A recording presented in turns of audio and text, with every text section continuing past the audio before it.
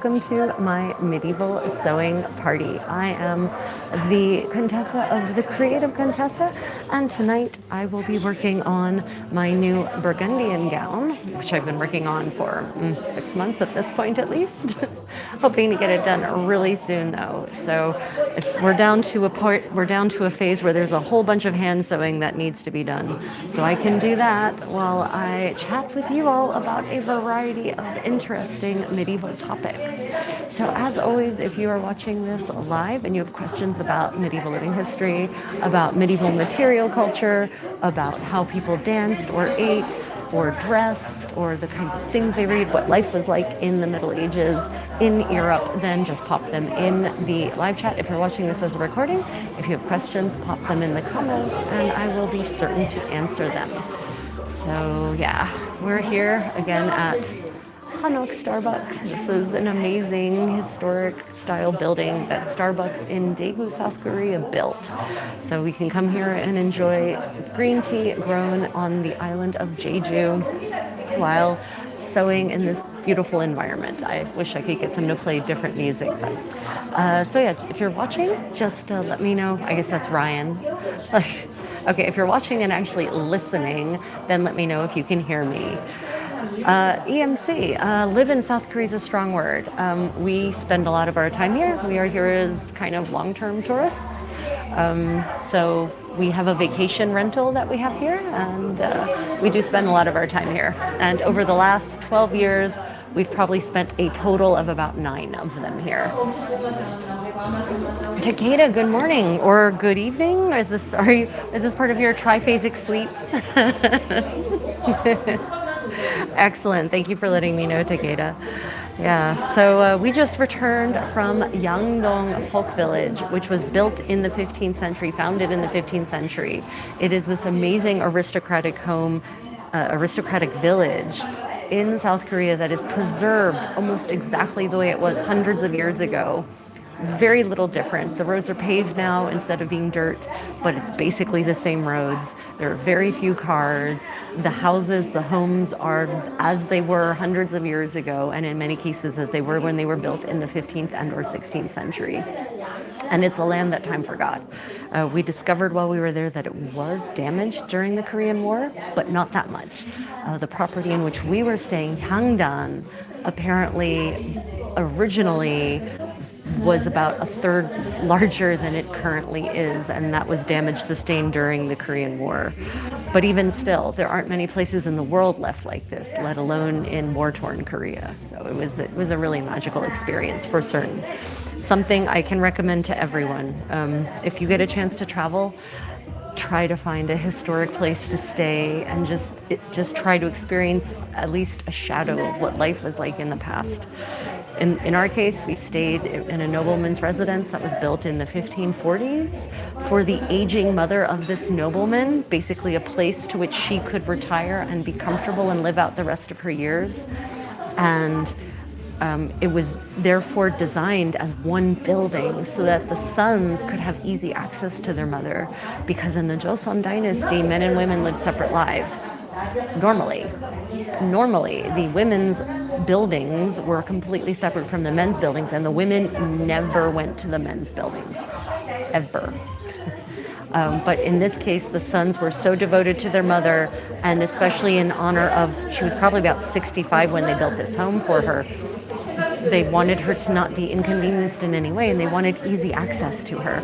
So they actually built it all as one building with the women's quarters, the ante, right next to the sarante, the men's quarters, and I mean like 5 feet apart, with a central courtyard between them so that it would be very, very easy to communicate between the two. It was basically, this whole estate was an ode to a mother, and unfortunately, her name has not been handed down in any of the documents that we read. It wasn't important. Her name didn't matter. What mattered was her sons' names, of course, and the name of the king that gave authorization to build the home. But of course, the mother, she's just a mother. She doesn't have her own identity in the Joseon dynasty, and that is actually pretty true. What we also learned by being at Yangdong Village is that in the records, the family records that record things like marriages, they never record the name of the bride. They record her clan's name, but not her name. The husband's full name gets recorded, clan name plus given names. The only thing that matters about her is the clan from which she comes. She is a nobody, basically. It sucked to be a woman in the Joseon dynasty. And that's just one of the many reasons that I would not want to be a wife in the Joseon dynasty. I recently published a video about this, stating, a very short video that just stated, based on my understanding of life for women in the Joseon dynasty, I would rather be a Gisaeng, a courtesan, than a wife and a mother in the Joseon dynasty, because at least the Gisaeng had freedom of movement, they were educated, they were erudite, they could interact with men freely, and they could travel. They had so many more freedoms than married women did, and they were their own women, and their names have actually been recorded in history. So yeah, it's not a hard choice. It really isn't. Let me see. Why are you dressed up like Mary? Well, that's a new one. Have you ever seen, Mike, have you ever seen Mary Poppins? This is definitely not how she dresses. Mary Poppins dresses like it's the Edwardian era. This is a medieval living history channel, and you're at my medieval sewing party, so I'm dressed like a 15th century French noblewoman at home, basically in her Lululemon. What's the best and worst way that a woman had a great life? Like, she had a great adventure and not just tragic love stories, not even considered love. What's the best and worst way a woman had a great life? Or wait. So wait, the heartfelt chatterbox, was that supposed to be a what, or that's the best and worst way had a great life? And could you clarify the question just a little bit? Yeah, Takeda, I definitely consider this my medieval Lululemon because I'm really only halfway dressed. And I really shouldn't be out in public dressed this way as a noblewoman, but here it is. Yeah, so Chatterbox, if you could just clarify your question a little bit. If your question is, what women in the Middle Ages had really good lives and or the best lives and worst lives and not just tragic lives, that's subjective, obviously. I personally, I'm not certain that I could point to any one woman and say she had a great life, but they had interesting lives. So Christine de Pizan is an amazing woman about whom to read. She is the daughter of a very famous and well-educated and well-respected physician and court astrologer, Tommaso da Pisano, in the 14th century. And he is so well-respected that he actually gets invited by the King of France to go, Charles V, to move to Paris, to move his whole family to Paris, and to be Charles V's head court astrologer. Now, in the Middle Ages, that was a big deal. In the Renaissance, too, actually, being a court astrologer was a very big deal. There it is. Was a very big deal. So for her for him to get invited up there indicates how respected he was. But here's the interesting thing. He brought his whole family, and his daughter, Christina, was actually allowed access to the royal libraries. She interacted with all these very erudite individuals at the French court. And so she grew up with this amazing education, and it seems that he also possibly trained her in gave her some astrological knowledge. She was trained in art, she was trained in engineering, she was trained in martial arts, she studied histories, she could read Latin and Greek and write in Latin, right? And she was very respected at the court, so respected that by the time she becomes a young widow in her mid-20s, actually with 3 children, she gets invitations from multiple courts across Europe, including England. She gets an invitation from Henry IV of England to go and be basically an artist in residence, a writer in residence. She's a feminist, but not in the way people have twisted that word now. She comes to the defense of women, and she writes these really erudite, well-phrased essays proving the worth of women in an era when there were a lot of misogynists writing a lot of really deleterious things about women. So she actually gets out there, and writes maintains correspondence with some of the greatest misogynists of the 14th and early 15th century, and she gets them to recant. Officially in letters, this correspondence has been preserved. She gets them to recant and admit that they were wrong about women. I mean, that's an amazing story, and that as basically a member of the middle class, the lower gentry at best, because she marries a knight, she manages to support her 3 daughters and herself on her own merit, on her own pen, because she inherits nothing but debt from her husband when he dies. So she ends up taking care of herself, her children, through her pen alone. In the early 15th century, that is an amazing, amazing accomplishment. So Christine de Pizan, absolutely one of my favorites. Let me see. Definitely not Mennonite. Oh, did we get a question about being Mennonite again? Halfway dressed like Mennonite. Halfway dressed like Mennonite. Nothing about this says Mennonite. And the one individual that I said can go to hell, he can go fuck himself repeatedly. Okay. I blocked him so we can't see his response to my. Oh, he's been shadow banned. Oh, did we have another person suffering from micropenis syndrome? Oh, poor baby. Poor baby. What is the wildest tale that I've heard that feels like the story is placed in another world? The wildest tale that I've heard that feels like a story was placed. A real story or something? Are you talking about like a real story that seems like it shouldn't be real, or a fantasy story? You know, like a medieval fantasy story. That's a really interesting question. The wildest tale that I've heard that sounds like it should be placed in another world. I mean, I can't think of anything offhand, medieval anyway, that fits that. In my head, I'm in a medieval headspace right now because this is my medieval sewing party. I mean, goodness knows, you know, if you read the Arthurian romances, they are fantasy stories. Real story. Right. The Arthurian romances are all fantasy stories. They've got magic, they've got sword and sorcery, they've got, weird timelines that place King Arthur as being a contemporary of Roman emperors. But if you're talking about a real story,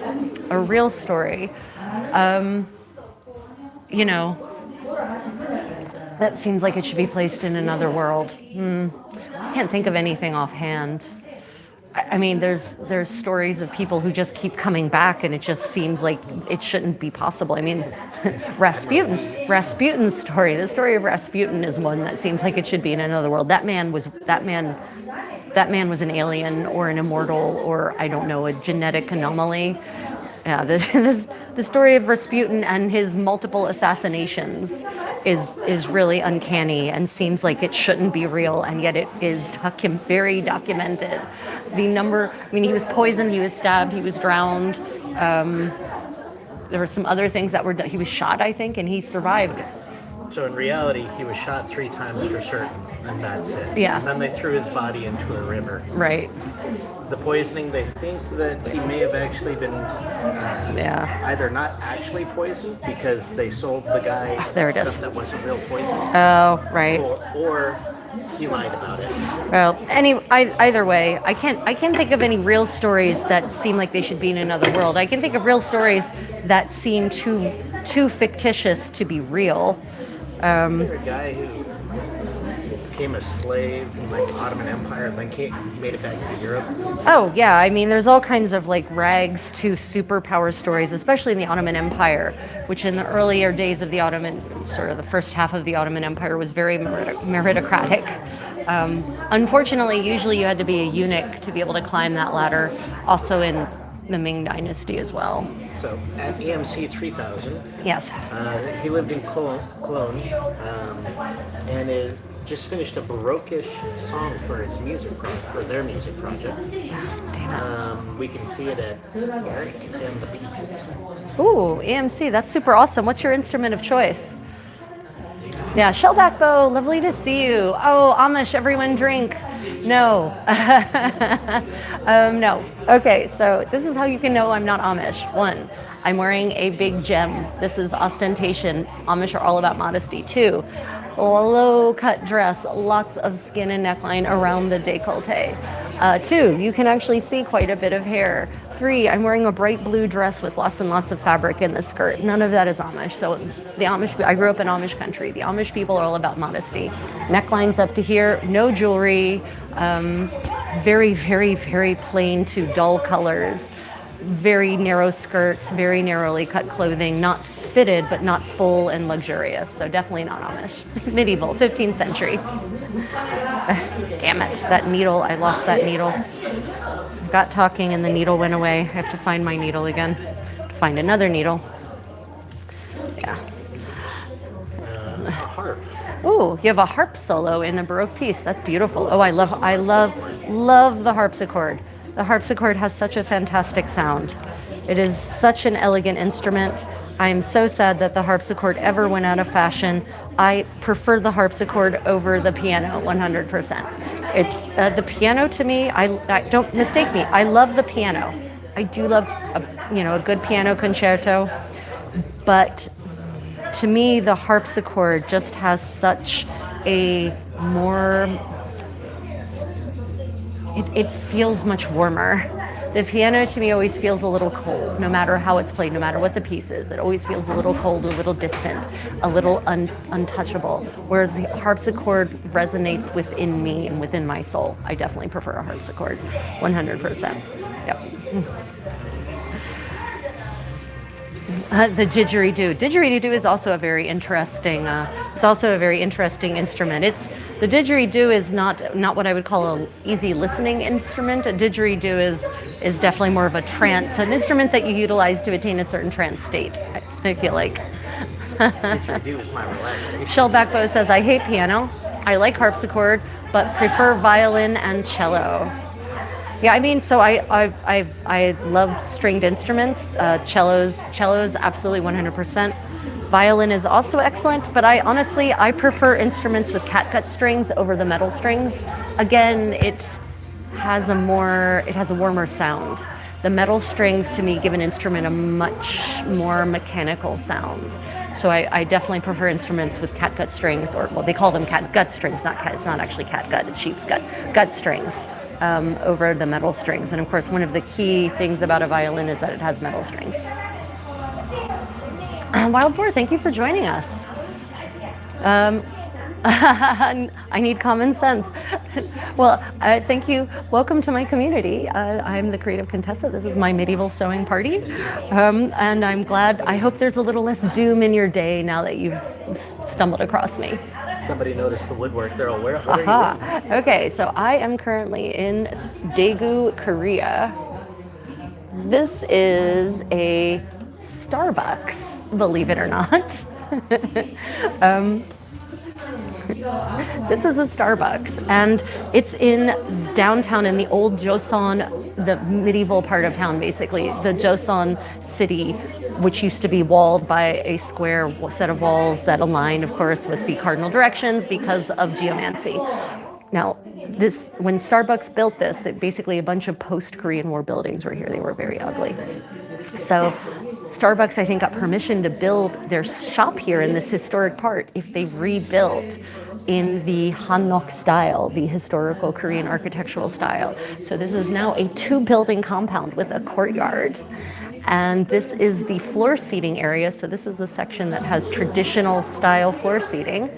And I love coming here and enjoying tea and sewing, and I occasionally come and therefore have a nice little sewing party with you all because it is just a beautiful space. So Heartfelt Chatterbox is from India, Tamil Nadu. Oh, interesting. Heartfelt Chatter, you're welcome. Thank you for joining us from India. Lovely to have you in my live stream today. Somebody from Argentina. No, Heartfelt Chatterbox. I definitely read histories from all over the world. I'm currently spending a lot of time in Korea, so I've been deeply immersed in a big research project here in Korea lately. Let me see. José, hola, ¿qué tal? ¿Qué hace el tiempo en Argentina? Es la noche, ¿sí? Yep. Did you study music theory formally at all? No, I have not studied music theory formally. I have studied a great deal of things informally, shall we just say, in general. So no, one of my areas of expertise is medieval and Renaissance dance. And tangential to that, I have studied some of the musical theory, although not at the kind of level that some of my beautiful mind early music friends have. But I actually research, reconstruct, recreate, and teach medieval and Renaissance dance. And there's lots of tutorials on this channel with them. Okay, Wild Boar. Nobody's actually from Seattle. Where are you from? Yeah, it's true. No one is actually from Seattle. Although we did meet someone who was actually that's born. right. They actually lived in Seattle.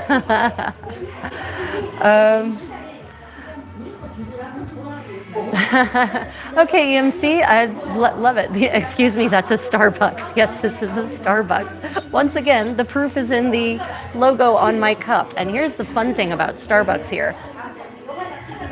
It's very localized. So this Starbucks serves organic green tea from Jeju Island, which is a tropical volcano island off the south coast of Korea.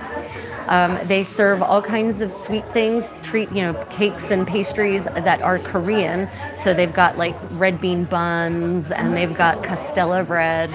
They've got all these drinks that are extremely localized. You can't get them outside of Korea. So it's not just like if you come to a Starbucks in Korea, you're not coming to a Starbucks like is found anywhere else, basically.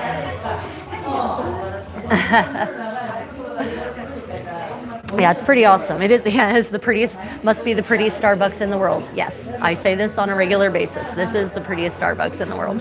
And here's the sad part. The sad part is that it is. If I want good quality whole leaf green tea, these are the pyramid bags in which the tea comes. Look at that. Isn't that a gorgeous green? Right. If I'm in Korea and I want good quality whole leaf green tea, Starbucks is the best go-to because most of the cafes here serve only coffee or like Earl Grey black tea. They don't actually serve tea anymore because coffee took Korea over about 15 or 20 years ago. And so now there's a coffee craze. And so it's very hard to actually get good quality tea when you're just regularly out and about in Korea. There are some neighborhoods where there are tea houses, but not many. And they're hard to find now. So that's the irony is if I want good quality Korean green tea, I go to a Starbucks. Oh goodness, I've gotten so far in the chat. Okay, I apologize profusely. I've fallen behind in the chat. You all started chatting a lot.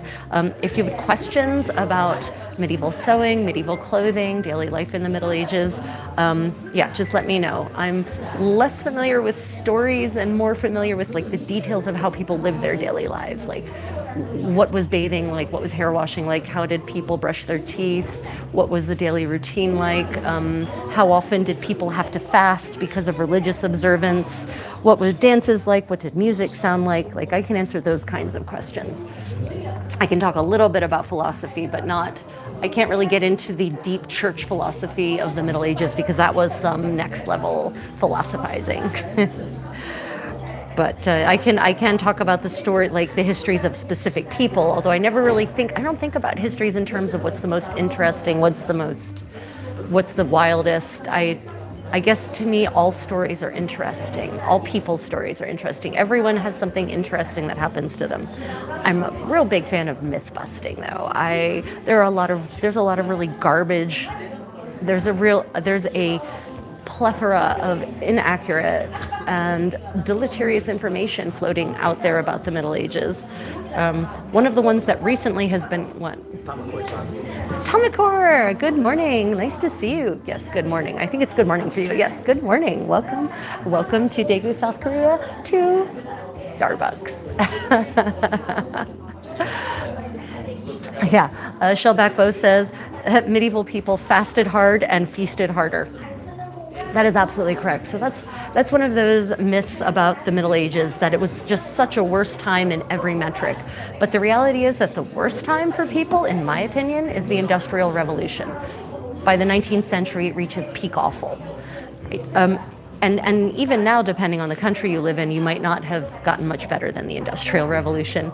So, medieval people had a lot of holidays, a lot of days where they didn't work, where they didn't produce, where they feasted, where they danced, where they sang, where they made merry.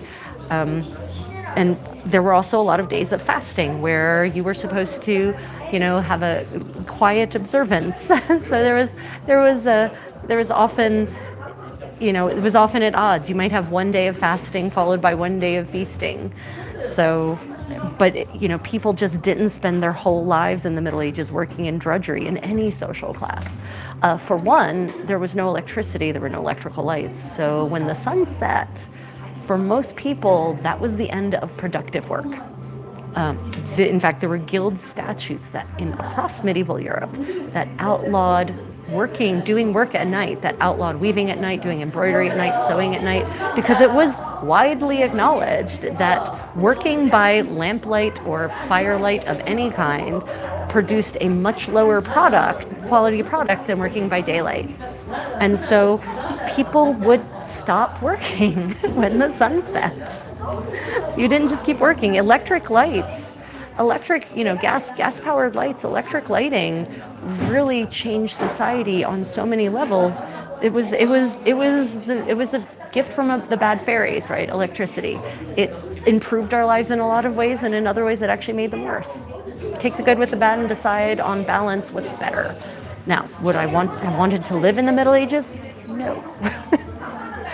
For two very simple reasons. Antibiotics and three simple reasons. Antivirals, antibiotics, and vaccines. Two reasons. Three very simple reasons. Everything else, I could find a way to cope. All of the different sorts of laws, the different sorts of customs, the way life was more or less restricted depending on your social class or whether you were a man or a woman. Sure, I can deal with all of that. But no vaccines, no antivirals, and no antibiotics. The chance of going septic because I get a paper cut? No, I'm good. I'm happy to live now. Yeah, cool. I mean, absolutely. I agree.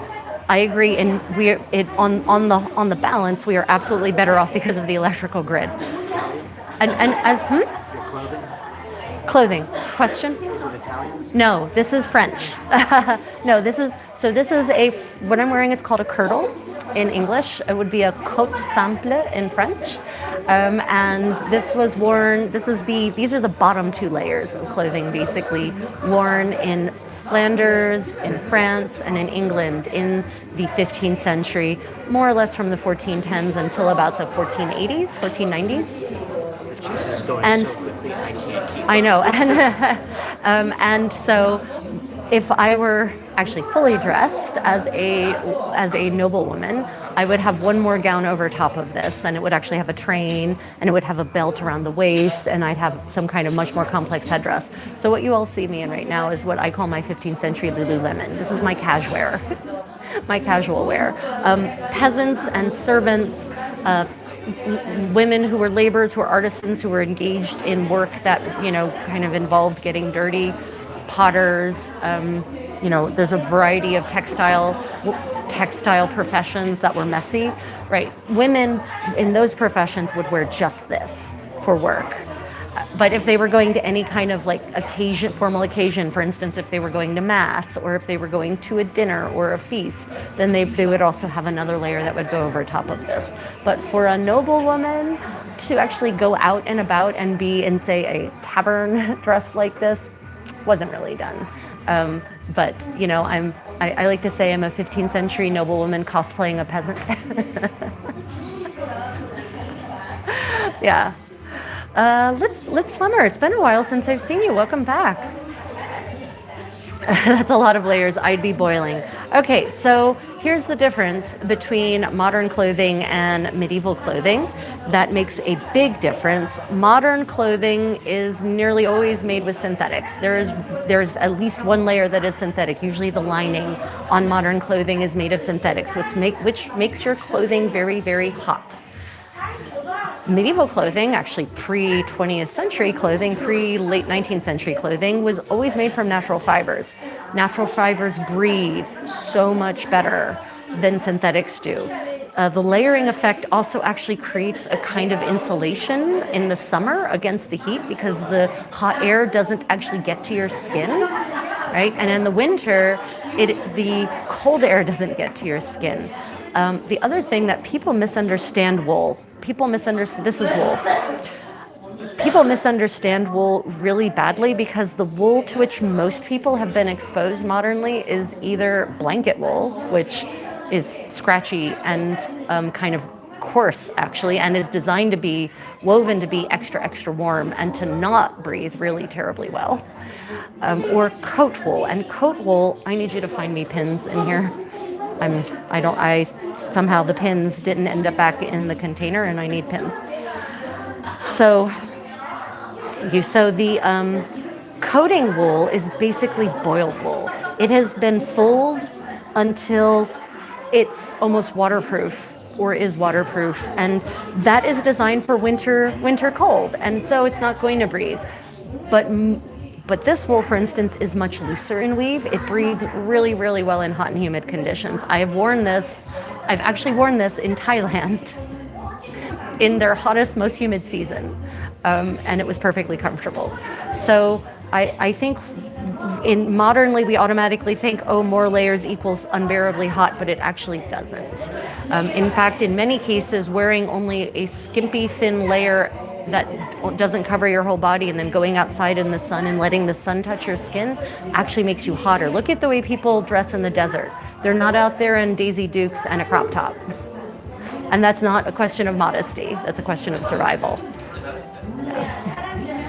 Love your necklace too. What is the center stone? Okay, so this is a replica of an original gem owned by Beatrice d'Este, who was one of the Ferrara princesses. She married the Duke of Milano in the 1490s. And in the original, this would be ruby and sapphire. These are lab grown. These are glass. It is not a ruby. This is not really a sapphire, but the original was. And this was made by Armor and Castings. You can see the beautiful craftsmanship. It is actually, I think this is $50. It is not expensive, but they made this replica by carving the mold themselves, and there's all kinds of extra finishing work that goes into it. So if you're interested in purchasing this for yourself, armorandcastings.com, armor with a U, and if you enter the code Contessa 10, you'll get an extra 10% off. So, yes, and yes, they are a channel sponsor, but they're amazing. Their medieval replica jewelry and belt fittings is just absolutely stunning. It's all handmade, quality work. If you want to support me, you can go to some of my other videos and click on the Armor and Casting gems there. Oh yeah, we have also, did we tag them in this one? No. Okay. I don't have a way to tag. Oh yeah, okay. Can you please tell me about Hwang Jini? Oh, Hwang Jini, the famous 16th century courtesan, Gisaeng here in Korea, right? Okay, so it makes sense that I should tell you about a 16th century Gisaeng because we're in Korea and we're in a historic building. So Hwang Jini was an amazing woman who lived in the early Joseon dynasty. She was a courtesan known as a Gisaeng in Korean. Now everyone thinks courtesan and they think sex worker, but you would be wrong. Gisaeng were not just sex workers. In fact, sex work was only a very small part of their job. Gisaeng were courtesans. They were educated. They were trained to read and write classical Chinese. They were poets. They could write music. They could write songs. They could dance. They could sing. They could play instruments. They were entertainment. And why did the Gisaeng exist? Well, because the Joseon dynasty was Neo-Confucian. Taizong, the first king of the Joseon dynasty, who basically took over Korea in a coup at the end of the 14th century, was a Neo-Confucianist. Neo because the original movement was thousands of years, 2,000 years before him-ish. So Neo-Confucianism is hierarchical. It puts women at the bottom of the hierarchy, and it says it's all about order, it's all about obedience, blind obedience, and I mean really. And it's all about maintaining the social hierarchy, and women and men and modesty. And women and men, according to Confucius, are supposed to live separate lives. So Joseon dynasty comes along and turns what had been a matrilocal society, one in which women had rights owned property, could, where men actually moved in with their wives to their wives' families and became part of the wife's clan instead of the other way around. That completely changed in the Joseon dynasty. And that also meant that as per Joseon rules, Neo-Confucian rules, men and women could not interact. They were supposed to lead separate lives. So in a family, the women lived in one building, the men lived in another, and they only actually really ever interacted for official occasions. A couple of times a year, ritual functions, ritual ceremonies, and the times of year when astrologically it was considered propitious to actually procreate, to have children. That was it. You're going to be surprised when I tell you, though, that heterosexual men were still interested in the company of women. Thus, to maintain the social order and prevent men from behaving badly, they created this entire class of women called Gisaeng, these professional entertainers, these courtesans.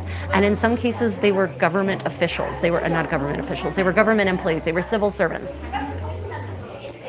So Hwang Jin-yi was such a Gisaeng in the 16th century. And she actually, she lived loud, she lived large, and she managed to catch the attention of the king and become a key influencer at the royal court.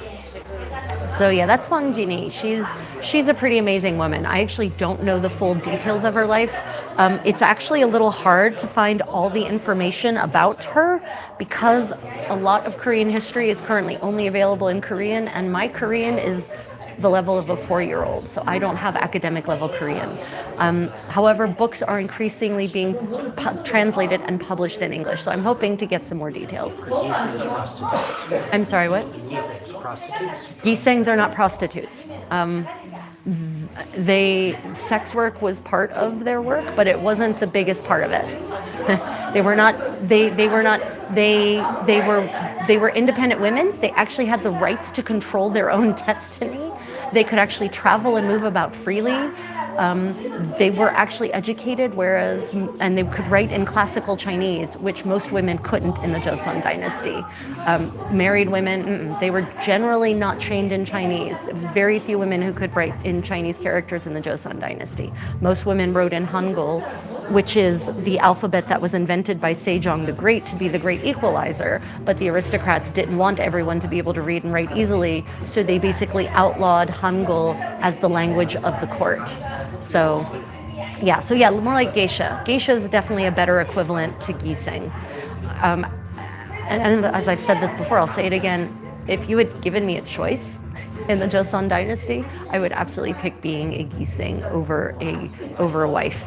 Any day, because wives were treated like garbage. I mean, they could be treated like garbage. They were lucky if they weren't, actually. A man could divorce a woman for almost any reason, and one of the reasons was if she didn't respect her in-laws sufficiently. And her in-laws could abuse her. They could beat her.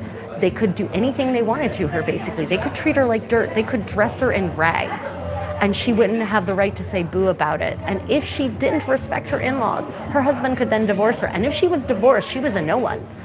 Like, that was it. Once you left your family in the Joseon as a woman in the Joseon dynasty, when you married into the new clan, you were basically no longer associated with your family. You were cut off from them for the most part. They had no access to you, they had no rights to you. You were property of the new family.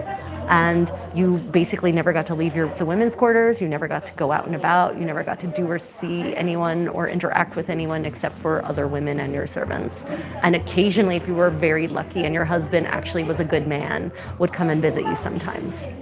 No, thank you. Whereas Gisaeng could travel.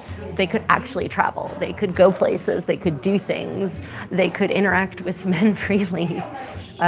They could play games. They could, there was a downside to that. Sex work was sometimes part of their job, but it wasn't always, and it wasn't the main part. And the reality is that as a wife, you were also expected to have sex with your husband whether you wanted to or not. So I'm not certain it's really much different. Yeah. Let me see.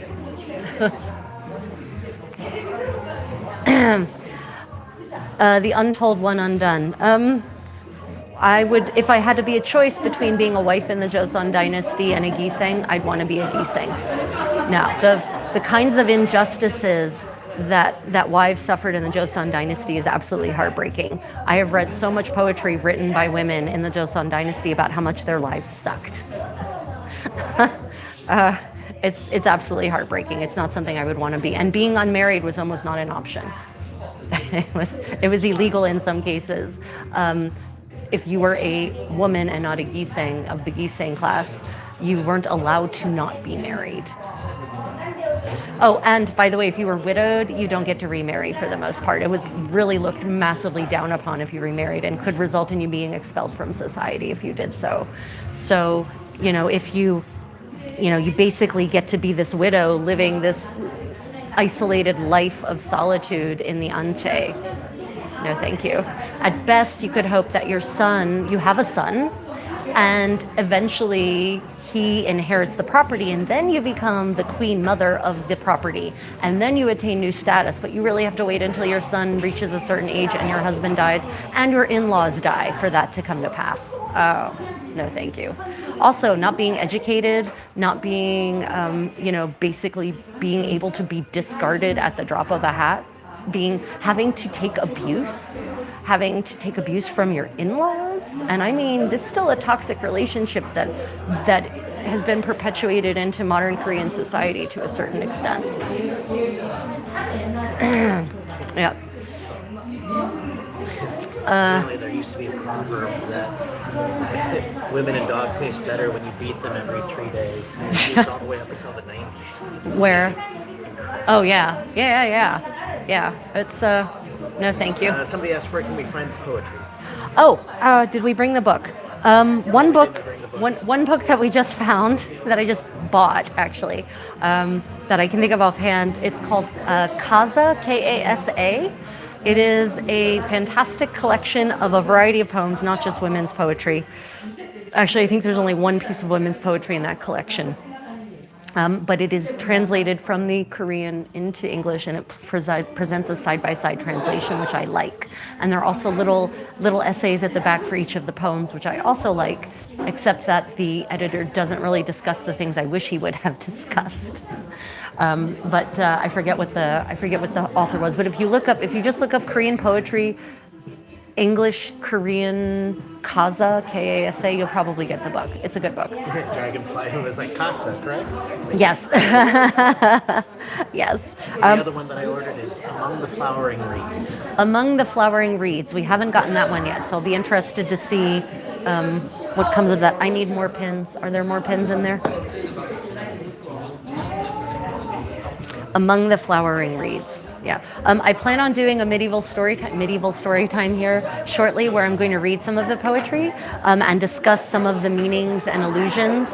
I also, when I read some of these poems, I definitely want to read you some of the critical opinions of the editor, because the snarky tone with which he analyzes these poems is chef's kiss excellent. It made me laugh aloud. Some of the things he says about the poems are absolutely hysterical and absolutely a must listen part of the experience. Shortly, so in the next 30 minutes. We forgot the book. I meant to grab it, actually. Yeah.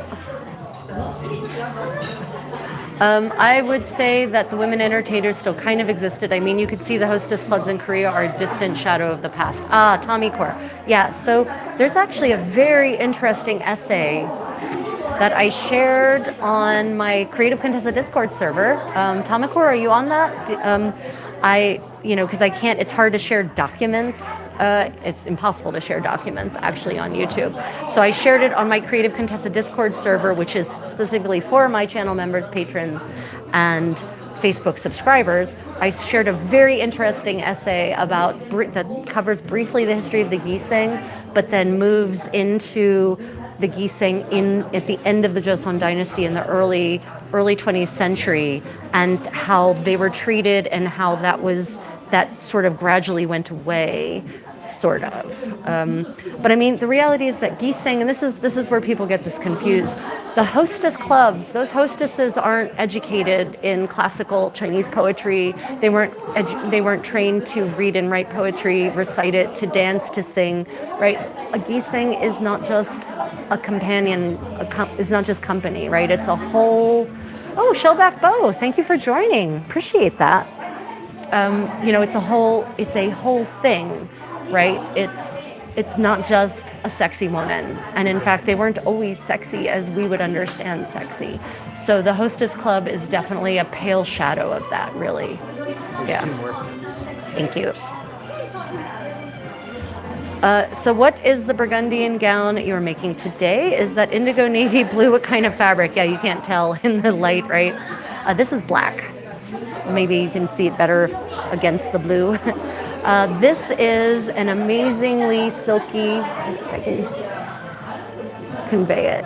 It's not really going to come across so much. You can kind of see how silky it is. This is a silky doeskin wool. It's got a slight train, and it will be the kind that has the turn back collar and is worn with a wide belt or a wide-ish belt around the waist, right? So hopefully this will be done sooner than later, because I need more of them now, because my cats defecated on my pink silk one. The pink silk Burgundian gown from my getting dressed videos. Yeah, the cats somehow got it on the ground and then defecated all over it in protest of us having been gone. So I now have 1 gown fewer, and I was already gowns down because I've worn through so many of them. I really need to up my production rates. I really do. Yeah, bad kitties. They also urinated in Ryan's Joseon nobleman shoes.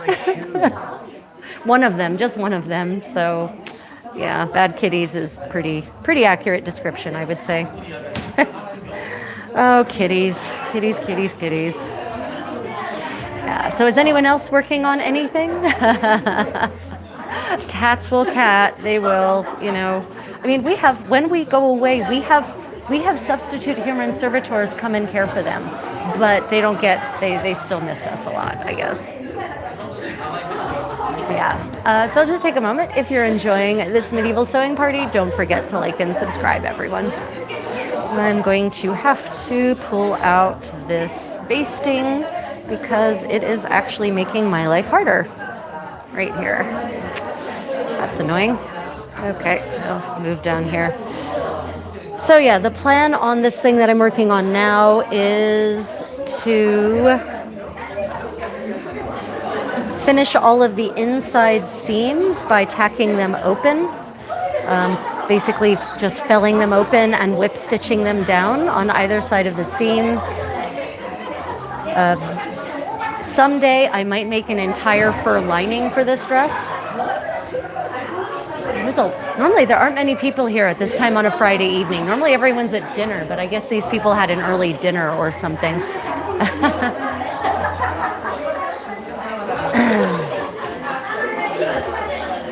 Yeah, so there's one of the frustrating things about medieval Europe is that not many garments have survived. Some have.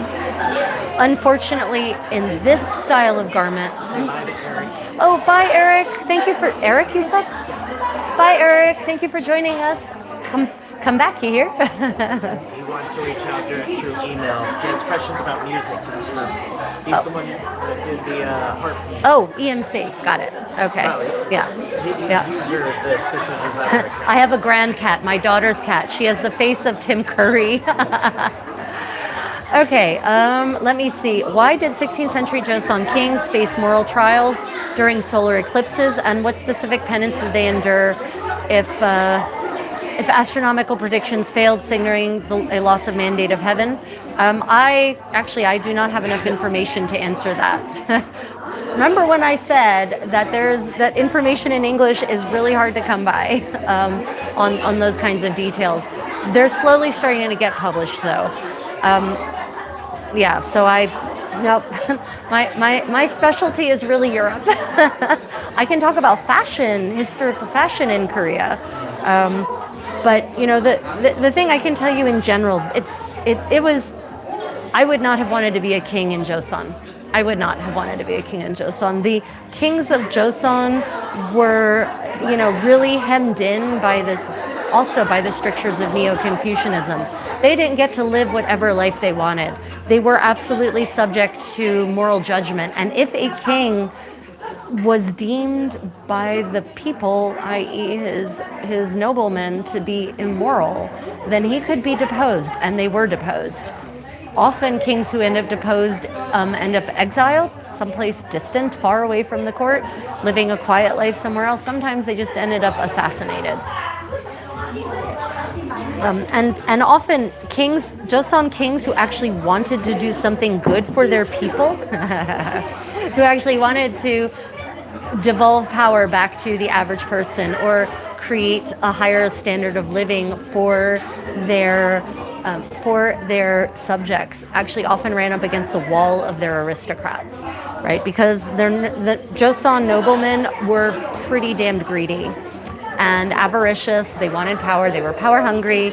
And if anything threatened to take their power away, if the king did anything that threatened to take their power away, for instance, if a king of Joseon were to suggest that maybe the wealthiest classes, i.e. the aristocrats, the one with all the money and the land, should actually be the ones paying taxes, well, that was rejected out of hand, right, by the aristocrats. And any king who tried to push that would find probably that he would end up getting deposed at some point, because there was always some grand prince waiting in the wings who could possibly take over. So in my opinion, being a king of the Joseon dynasty was just a shit show. And the kings of the Joseon dynasty lived really hard lives. They got up before dawn, and they spent hours a day in lectures, studying, reading, taking counsel. They went to bed sometime around midnight. They did not live long to be very old generally, because their lives were just that stressful. Yeah, it wasn't a gig I would have wanted. Wait, what happened? I missed something. Shellbackbow did something cool. I'm one cider and 2 highballs into the evening. Good for you, Shellback. Congratulations. I think we know the difference between Nobi. We don't know a lot about that. About what? Nobi versus slaves. The Nobi, the role, it's hard. It's really hard. So even in the West, there are different kinds of slavery, right? So the Nobi, what's the difference between a slave and a serf and an indentured servant? Actually, the indentured servant is easy. An indentured servant is someone who's at a contract to be a servant for a specific period of time. And then at the end of that term, they're no longer indentured. The indenture is the contract. So actually, that's an easy one. The thing is that in the Joseon dynasty, the Nobi, the slave in quotes, it's an institution that changes and shifts over time, from the beginning of the Joseon dynasty to the end of the Joseon dynasty. But in general, from what I've read, they really didn't have many rights. So, but it wasn't as bad as, say, chattel slavery in the United States was. It wasn't as bad as that.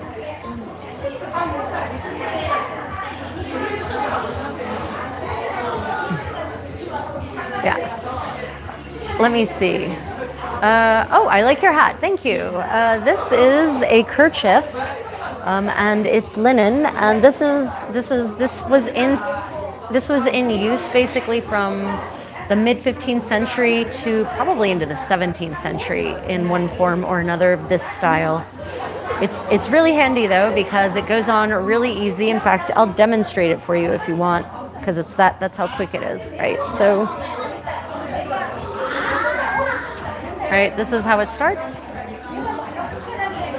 Right, it goes on like so. And then we just twist the ties.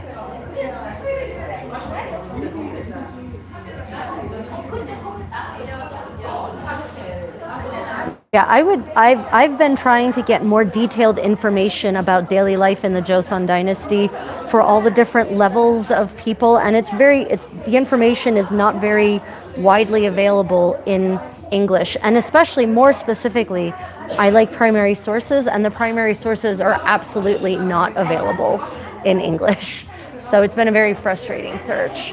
Whereas I can actually read many of the languages in which the primary source is in Europe. So my knowledge of European daily life much higher. So my specialty is really Europe. I do specialize in Korean fashion history, but that's not the same as having a really in-depth knowledge of the various aspects of life.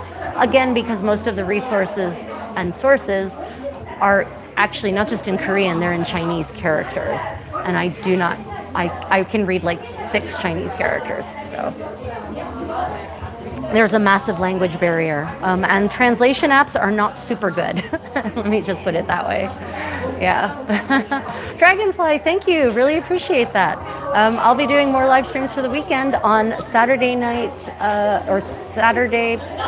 Saturday night, early Sunday morning, Americas, later morning, Europe. I'll be doing a medieval cooking party. So join in for that, where we explore an extant and original medieval European recipe and recreate it step by step together.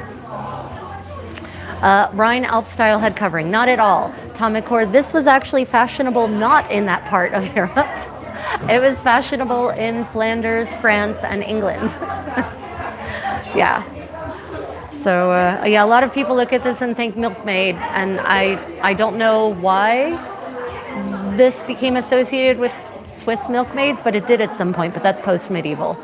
Yeah, they had a different kind of kerchief in the 15th century in the German-speaking parts of the world. Yeah. Let me see.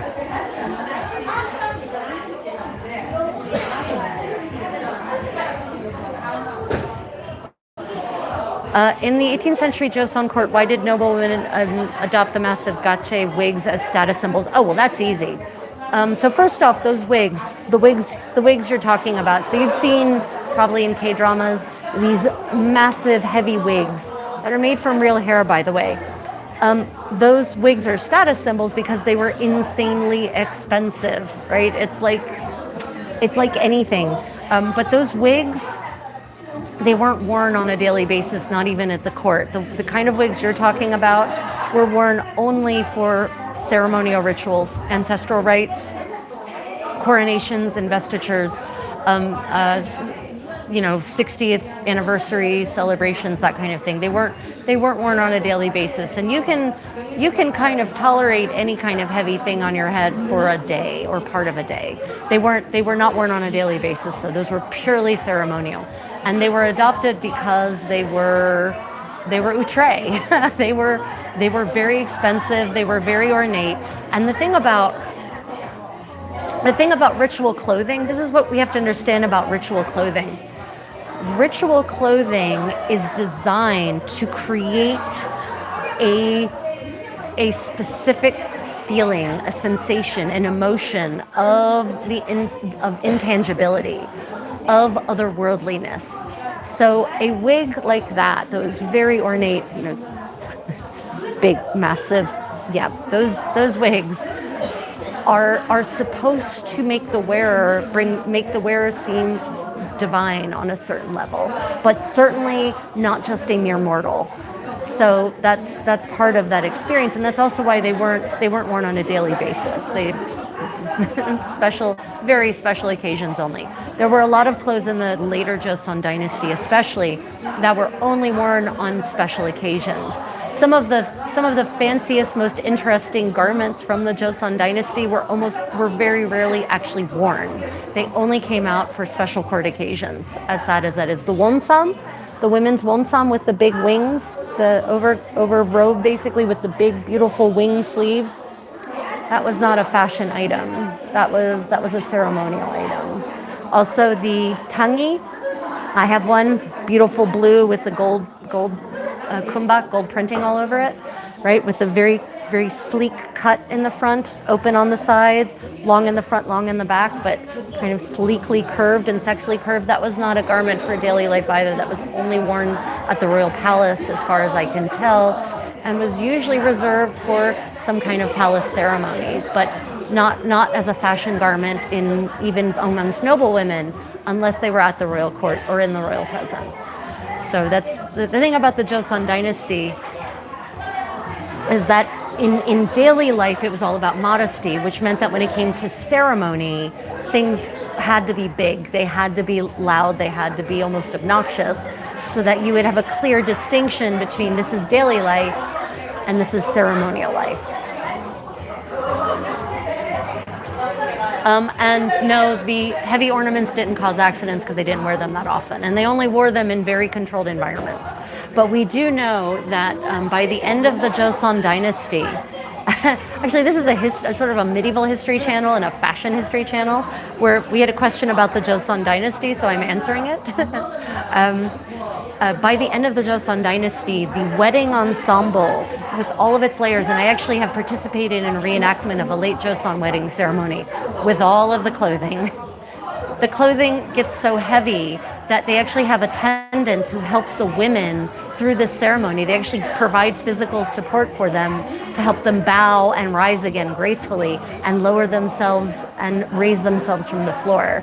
So, but that was, again, not daily life, only ceremony. And intentionally, it was supposed to put the participants in a different headspace. Could you get me some more pins, handsome? No? Okay, that's it. Yeah. Yeah, so this is actually a medieval living history channel, and a big part of medieval living history is fashion history. And I have spent 9 of the last 12 years in Korea, and one of my big interests has been researching and recreating historical Korean fashion. And with that comes some parallel research into lives and daily lives. But the wall I've run up against is one that many non-Korean speaking people have run up against, and that is that most resources are in Korean or Chinese and not in English, or Chinese characters at any rate. Oh, Tyler, thank you for joining us. Welcome everyone. Yeah, 안녕하세요. Yes, so everyone, you will be unlikely to ever see a live stream out of North Korea. And you will probably never see a living American live streaming out of North Korea.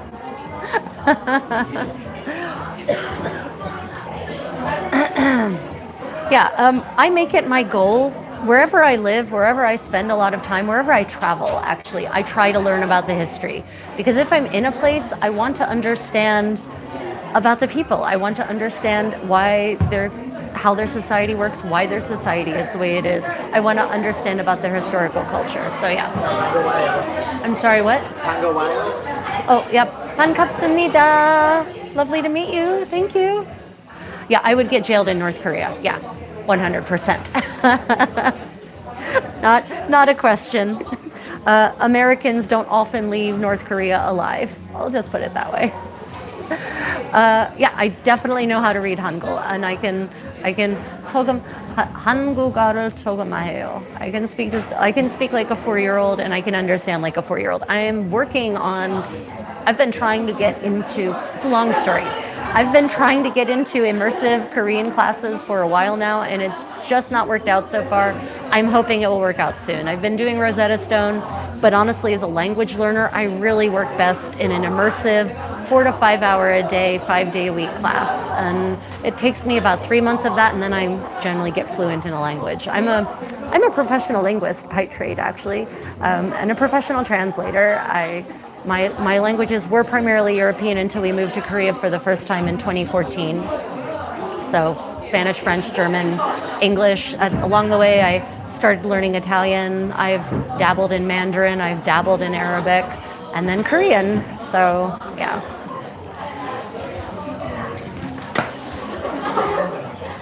Can't believe we forgot pins. Fun short edits. Welcome to my community. I'm working on a 15th century 1470s style gown that would have been fashionable on English ladies as well as French and Flemish ladies. So yeah, I am actually working on such an item of clothing right now. Yeah, thank you for joining us. Philip, I love being out here in the world.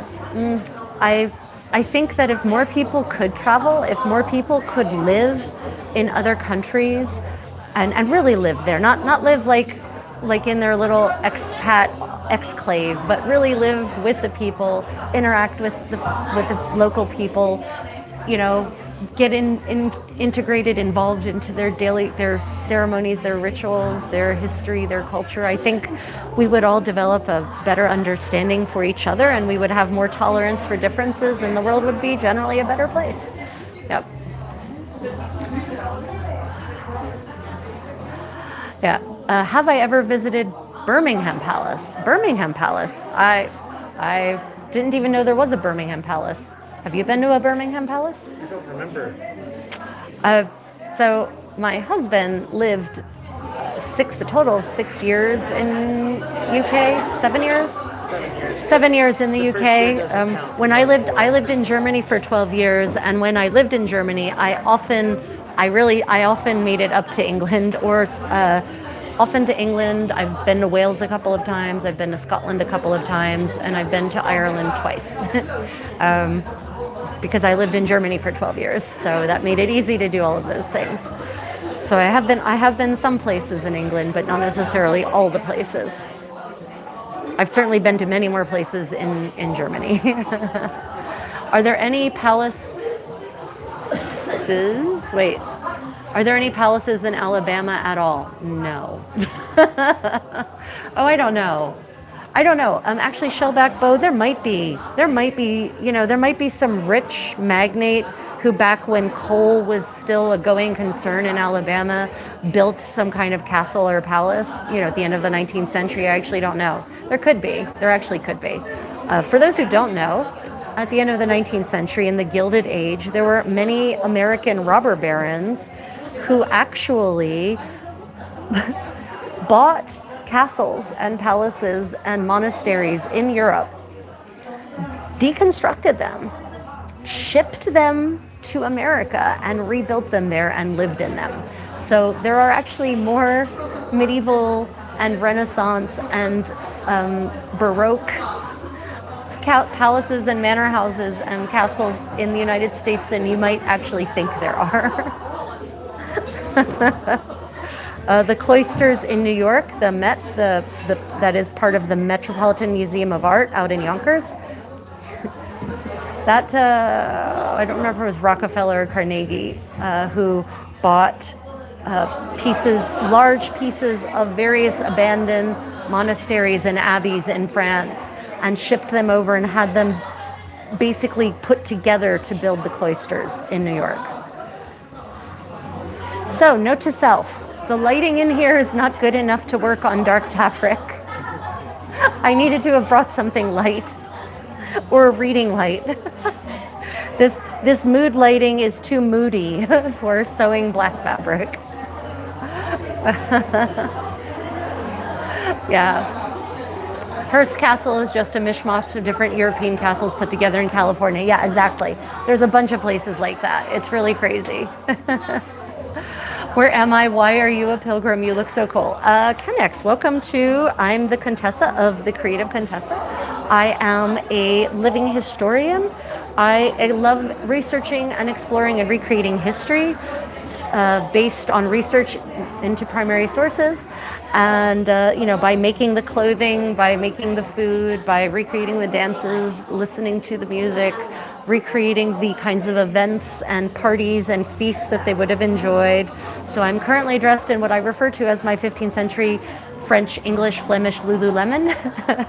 And I am working on sewing a new dress, a 15th century 1470s gown that would have been stylish in Edward IV's court or Charles VII's court or Louis XII's court or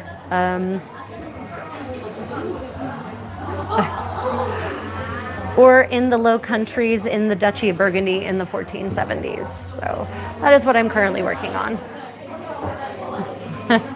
Do you think too that Europe is more peaceful now than in medieval times? Oh yeah, that's not, that's a low bar though. I mean, so the reality is everyone that Europe has been experiencing since World War II, an unprecedented era of peace, seriously. More or less since the Pax Romana, ancient Pax Romana. Europe has just been a series of battles, wars, skirmishes, and violent conflicts. It's always something. So these last 80 years since World War II have been unprecedented in history, seriously. Yes, Europe is much more peaceful now. Exponentially to infinitely more peaceful now than it was in the Middle Ages. Yeah. The Middle Ages, in many places, not a monolith across the 1,000 years of the Middle Ages. Europe is not a monolith geographically or culturally, but that all being said, for the most part, life now in the West, in Europe, is better than it was in the Middle Ages. Certain things I think were much better in the Middle Ages than now. Social interactions were better, by which I mean people actually interacted. They weren't just stuck behind a device. And I know this is ironic considering you're all watching me through a device, so don't take this as a criticism.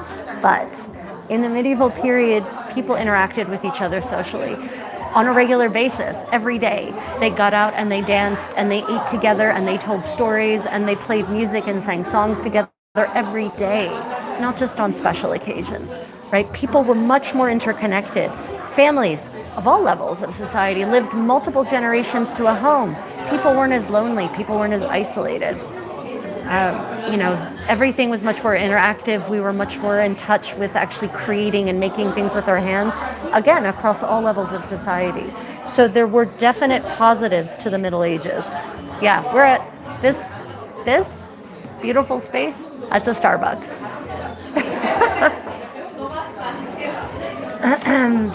Sideman, thank you. Appreciate that compliment.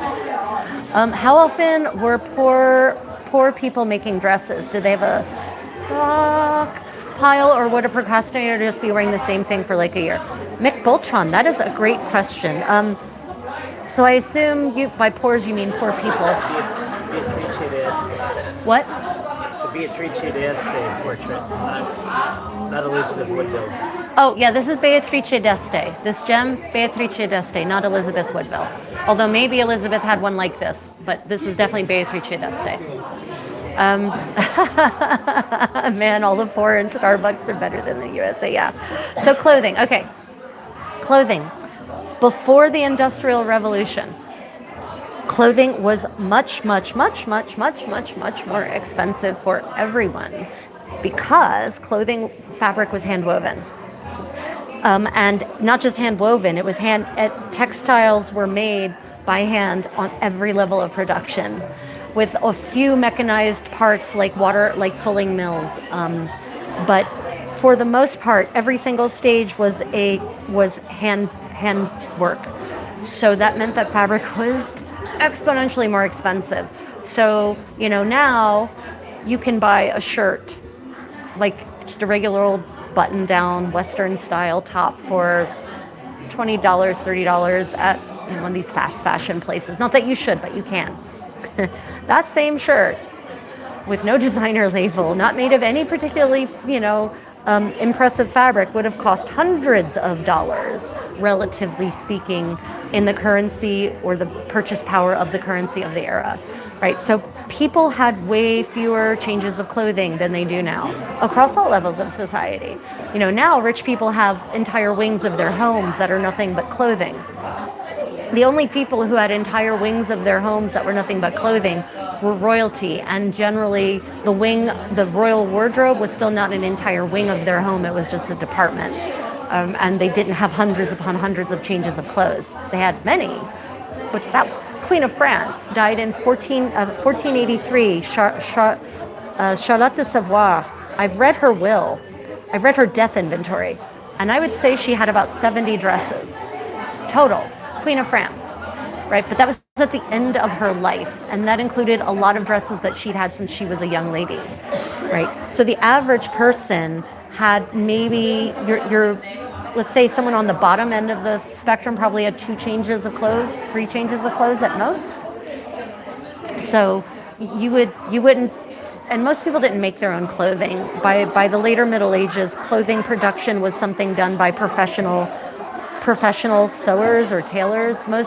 peasants didn't have time to be making their own clothes for the most part. There's, of course, exceptions to this.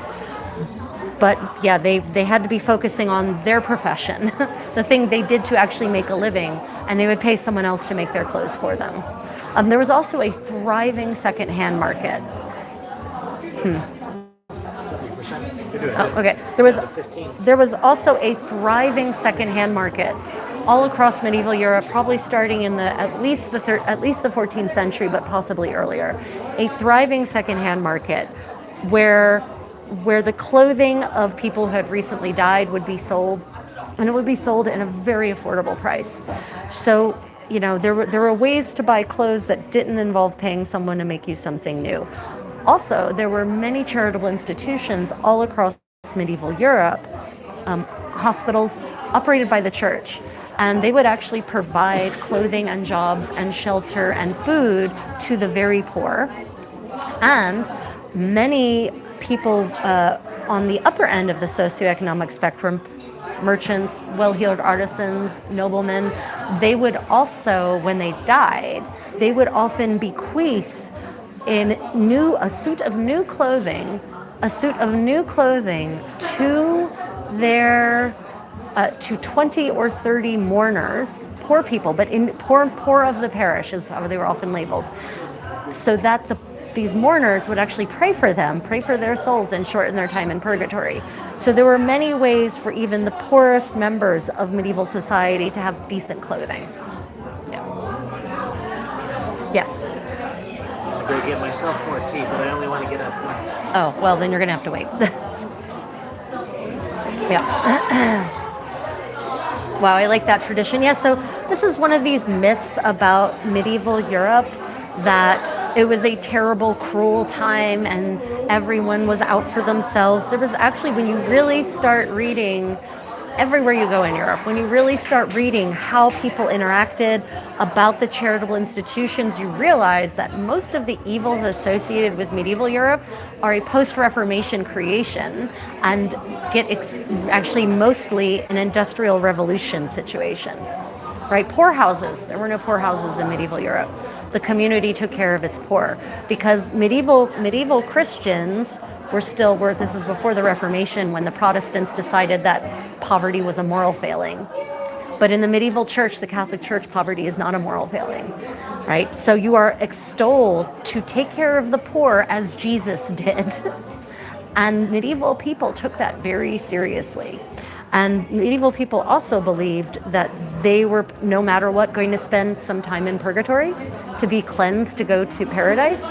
And they believed that if the more people who prayed for their souls, the shorter their time in purgatory would become. Therefore, they did more and more good things to make sure there would be more people who would want to pray for their souls. It was a knock-on effect. But unfortunately, when the Reformation happened, a lot of those institutions, they were Catholic, and they got shut down in the areas where the Reformation basically took over, where the Protestant churches took over from the Catholic Church.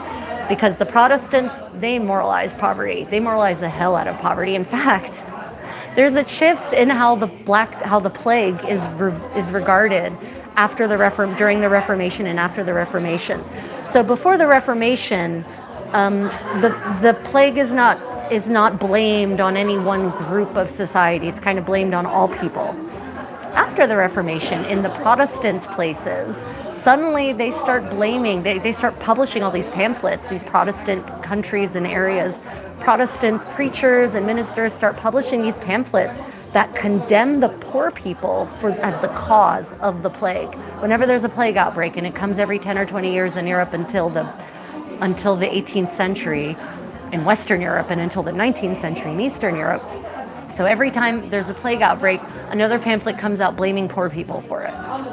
It's the fault of the poor people. They're morally reprehensible, and so God has placed a scourge upon us, and it's their fault. Catholic countries aren't saying that. So it's, another one of those myths. Let me see. Do you think Napoleon had a better sense of clothing rather than attacking Russia and England? Napoleon is definitely not my area of specialty. Sorry. Napoleonic Wars, not my not my particular area of expertise. I've not done much reading into Napoleon. The Napoleonic era is well past the medieval. That is definitely the modern era.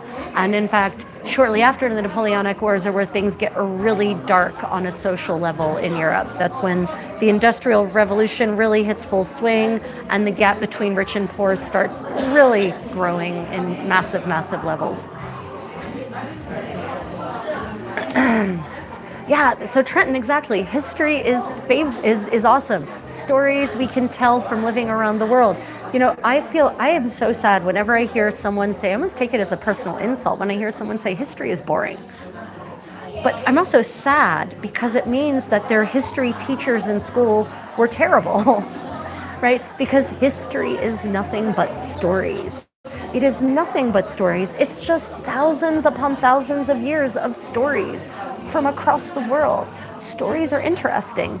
The kinds of fiction that get created and concocted often can't compare to the absurdity and delightfully outre nature of people's true stories, of the real histories.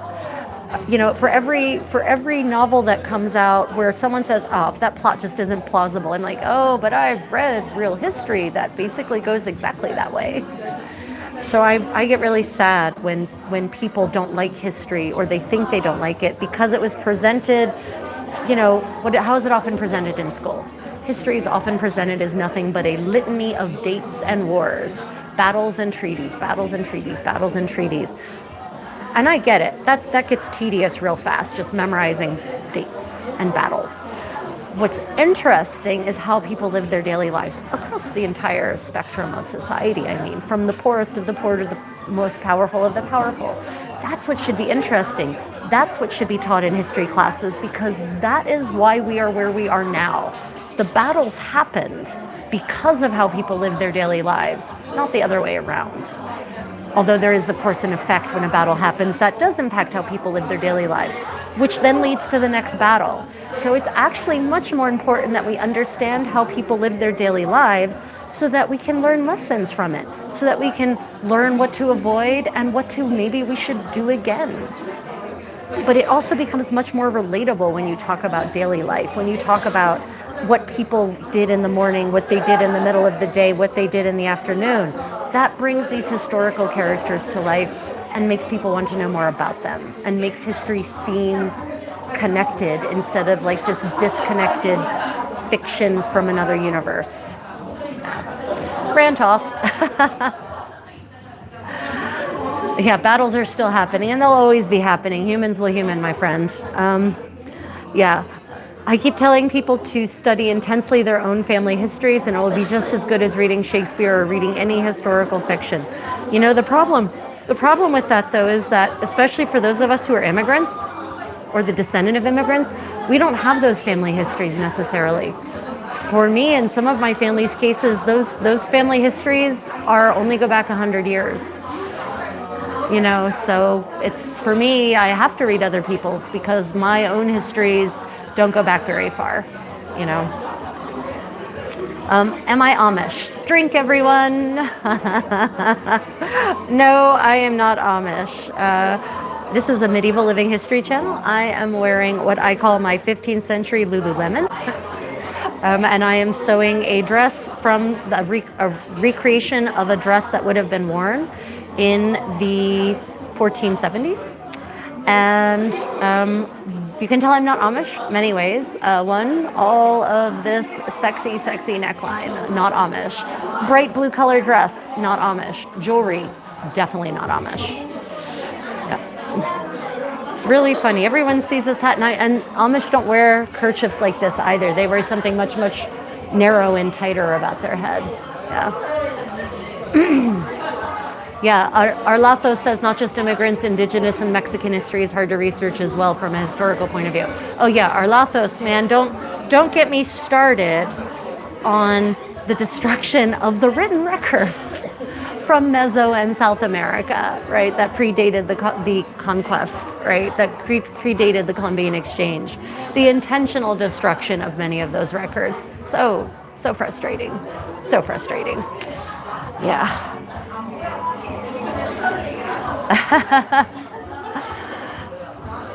Let me see. What's my favorite art style from any era? Oh, wow, that's a good question. I mean, if we're talking about fine arts, like painting, I really love what a lot of people call the Gothic style. 14th and 15th century art. There's something about it that just I connect to on an emotional level and on an aesthetic level.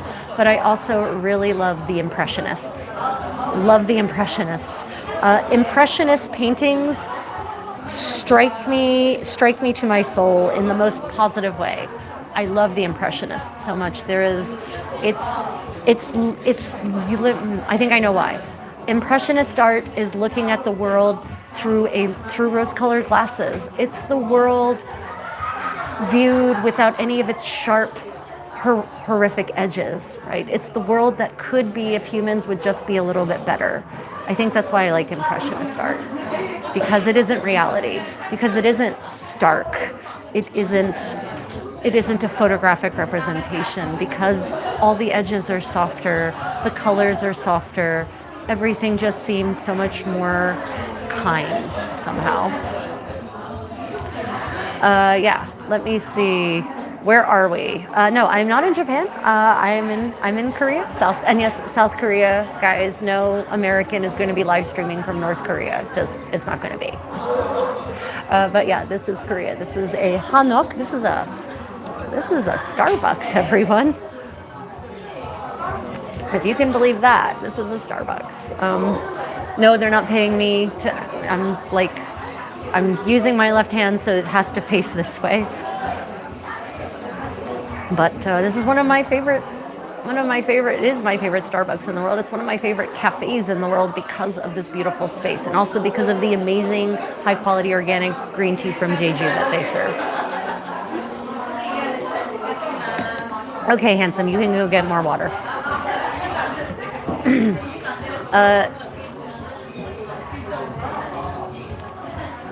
Yeah, stop it, handsome. What? Stop it. Stop what?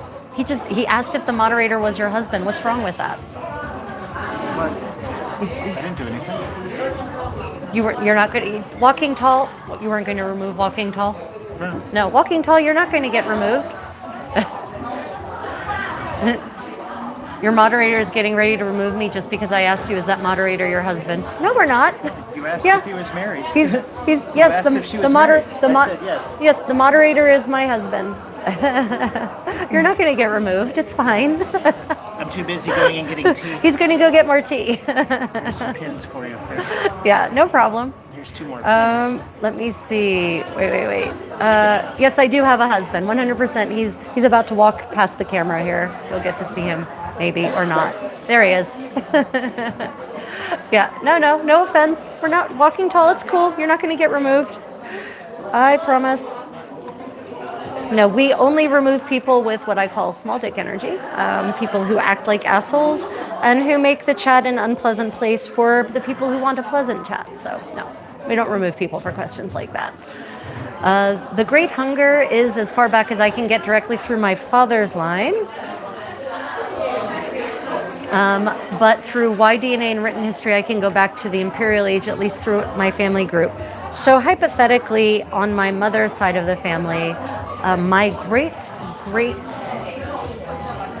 Aunt Georgie was her name, supposedly did a genealogy that traced my ancestry back to William the Conqueror. I haven't seen any of the proof of that, though, so God knows if that's true. And also, if you go far enough back in anyone's family in Western Europe, you'll probably eventually get to William the Conqueror. It's just there's this, yeah. There's a point at which most people end up kind of from a region, end up being related to most people from that region. And in the case of extreme mutts like me, because I'm an American, the child of immigrants starting in 1620, I've got connections all over Europe at this point, ancestral connections, yeah. Yeah. Walking tall. Oh, please come back. No, please don't feel like you have to run away. Welcome to my community. Thank you for that lovely compliment. Let me see. Do I have any favorite female religious figures from the medieval past? Oh yeah, Hildegard von Bingen, baby.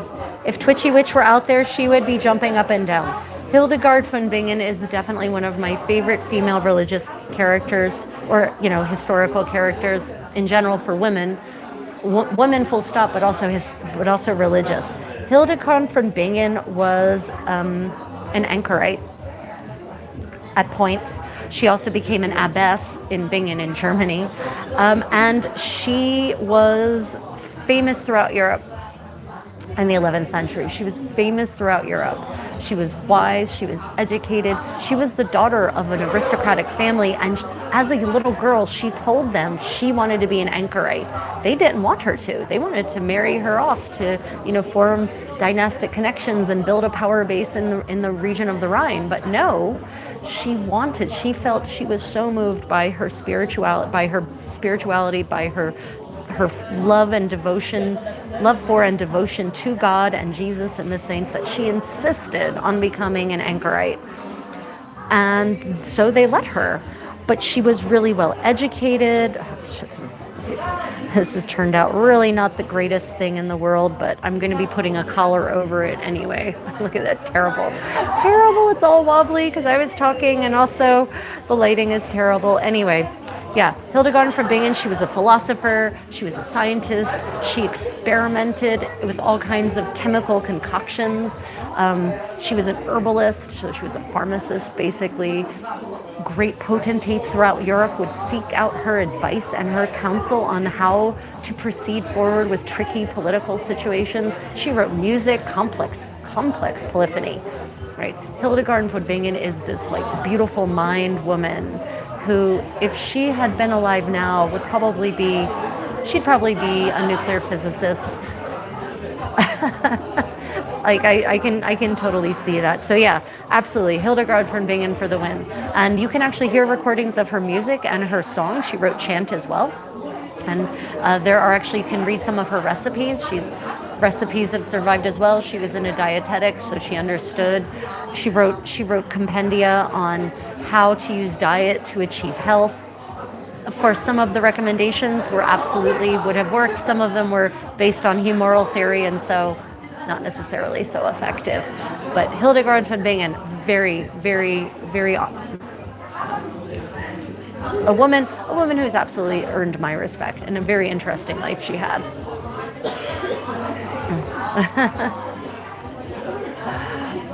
Let me see. Welcome to Japan. Hope you will try some miso ramen. Talked, we're in Korea. Sorry, this is a hanok. Daegu, South Korea, actually. Although I have been to Japan many times, in fact, but all over, mostly the southern half of Japan, kind of from Tokyo south and west, all the way to Okinawa. So yeah, but no, we're in Korea, not Japan. But we do like Japan, and we get to Japan relatively frequently because it's pretty close to Korea and easy to get to from the south of Korea, because we can hop on a ferry actually at will, more or less. Yeah. Let me see. I'm not a big noodle lover though. I don't like noodles very much. I don't like wheat noodles. They don't make me feel good. I like buckwheat noodles if they're pure buckwheat. Rice noodles can be okay sometimes, but noodles aren't very filling. I just get hungry an hour later, so I prefer meat. I prefer meat and fat and vegetables. That's filling for me. Meat, fat, and veggies. That's a good filling option for me. Noodles just, they leave a hole in they leave me empty and hungry and looking for more. But by the way, everyone, speaking of noodles and the Middle Ages, it is a myth that Marco Polo introduced noodles to Europe. He did not. Didn't do it. Pasta had been in Europe already for a long time. The Italians have been making noodles all over Europe. They've been making noodles and pasta-like things for a long time. So it wasn't Marco Polo. That is one of those interesting myths, and I don't know. I actually am not certain of the origin of that one, but he did not bring them back from China. In fact, there's a lot of debate as to whether Marco Polo actually went to all the places he claimed to have gone. And some people even can debate whether he even went to what is now China at all. So, yeah. Yeah, you've never heard that Marco Polo introduced noodles to Europe? Well, you can count yourself lucky, I guess. I didn't say, oh, yeah. Ow, damn. Damn. Just stuck that pin right into my finger to the bone. Good times. Good times indeed. Let me see. I remember a European guy says he's jealous of Korea because Japan is so close on KPS. So, I mean, we like Japan. We definitely have enjoyed our time in Japan. I feel more comfortable in Korea, maybe because I can read Korean and speak a little bit. And in Japan, I'd have to learn 3 different writing systems to be able to read the signs. Whereas Korea has Hangul, which is an easy to learn, easy to read alphabet. But yeah, we really like Korea a lot. Oh, were you hungry? I have snack bars. Oh, but I'm not hungry. Okay. Are you going to eat it too? Maybe. Okay. I hope so, because... Okay. Chiang Mai, pretty flowers. Oh, yeah, we love Chiang Mai. Did you mention Chiang Mai? Why are we talking about Chiang Mai? Where doth we be this day? Diva Fever. I don't know if we answered this already. If someone has, I apologize for repeating it. We are in Daegu, South Korea at a Starbucks, believe it or not, that is built in the historical Korean architectural fashion of a hanok. Isn't that great? Oh, drink everyone. I'm not Mennonite. I'm not Amish. I'm 15th century French. Well, 15th century French, Flemish, English. Basically, this look works for all of those. Oh, yeah. I heard a Chinese guy claim pizza is a ruined dumpling. No. Pizza is basically bread dough with stuff on top. It's a ruined dumpling. Oh, the things people say. That's pretty amusing. Oh my God. Oh my God. That's pretty funny.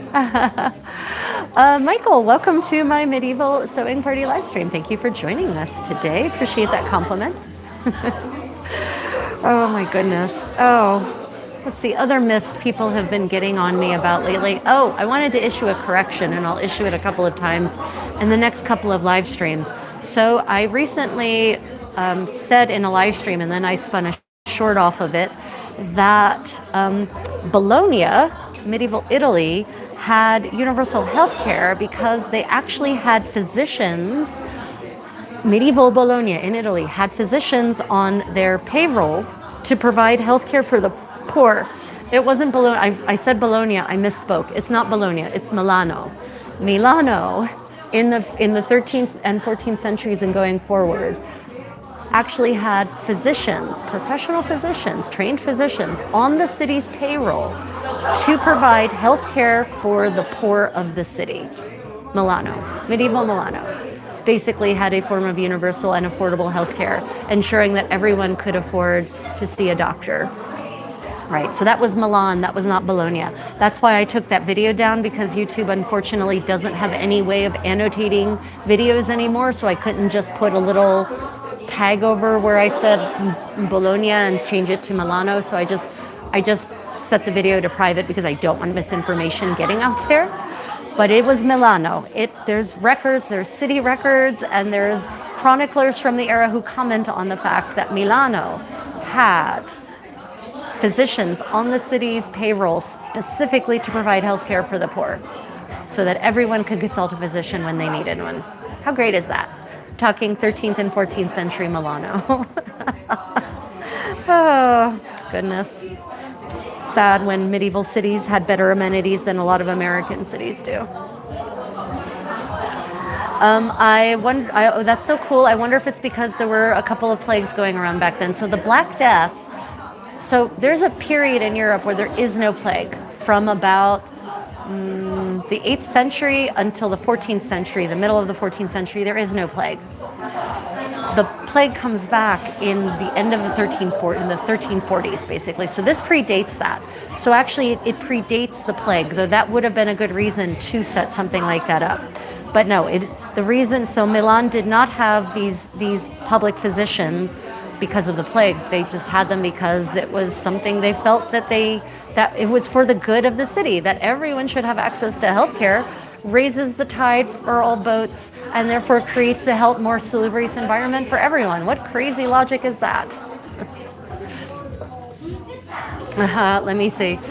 I just love the drinking culture of Korea is a little more open, even though it's pretty open in Japan too. Definitely would die of kidney failure if I lived in Korea for more than 5 years, though. Well, the drinking culture is definitely slowing down, shall we say. I actually was reading an article in the Korea Herald or the Korea Times about a year ago that there are a lot of restaurants, drinking restaurants, that used to have booming business in thriving neighborhoods in Seoul, by the way, like Hongdae, that are now mostly empty because that drinking culture among the younger Koreans, they're not interested in getting blitz-faced on a regular basis. So that drinking culture is actually on the down, experiencing a downturn, actually. So you'd be okay. You don't have to do it. You can just go and get food, not drink. Let me see. Abirato, funded by the church and donations, I believe.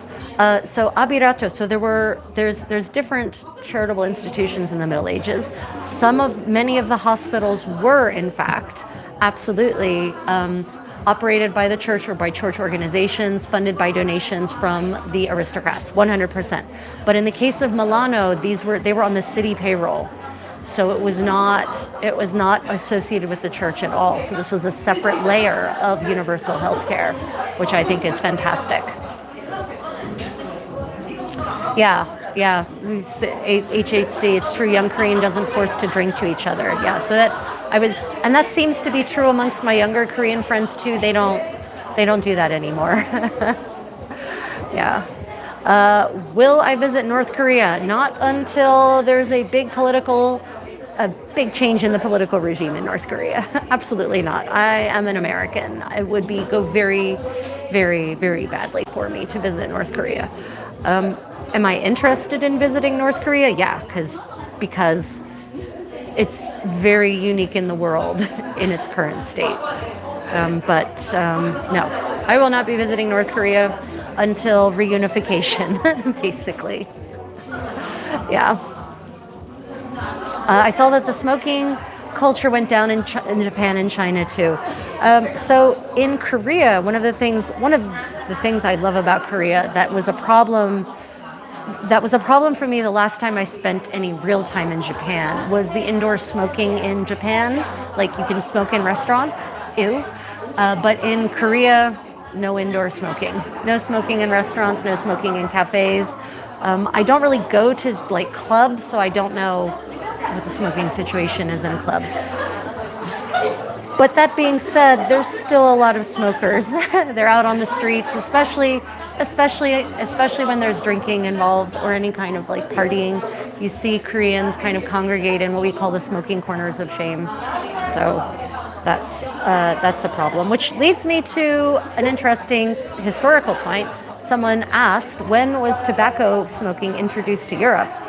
It's not introduced until it's part of the Columbian Exchange, which is basically, at the end of the 15th century, Columbus and a host of other intrepid explorers set out across the Atlantic Ocean.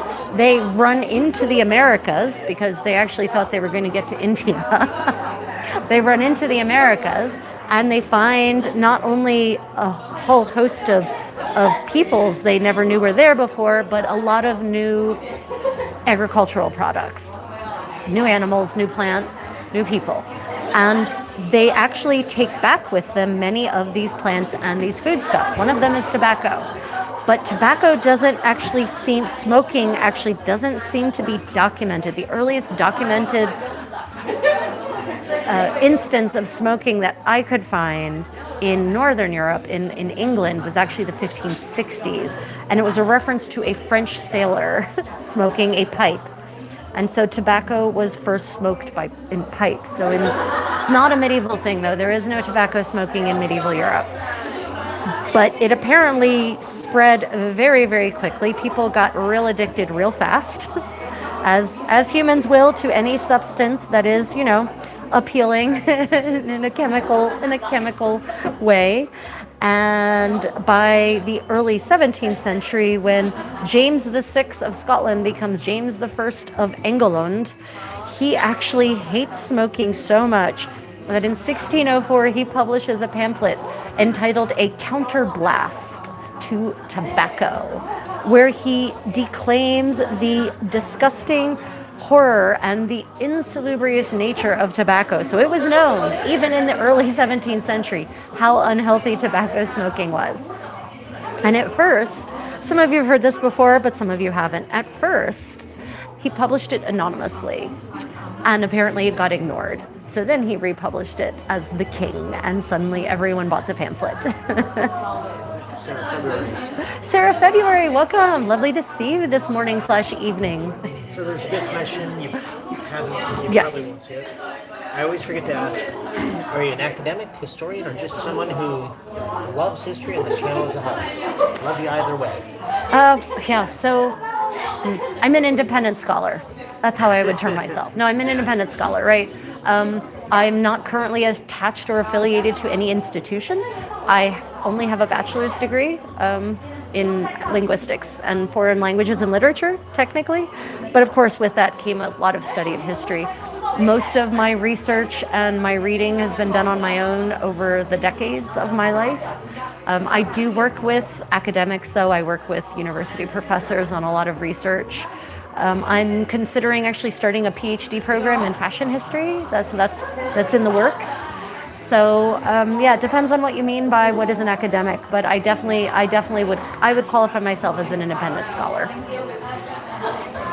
And definitely I'm a practitioner of living history, so I'm a reenactor also, which is a big part of the difference between me and a regular armchair historian or a regular office historian, is that I'm actually trying to recreate a lot of the aspects of daily life from various eras and places in history in a bid to try to understand our history better.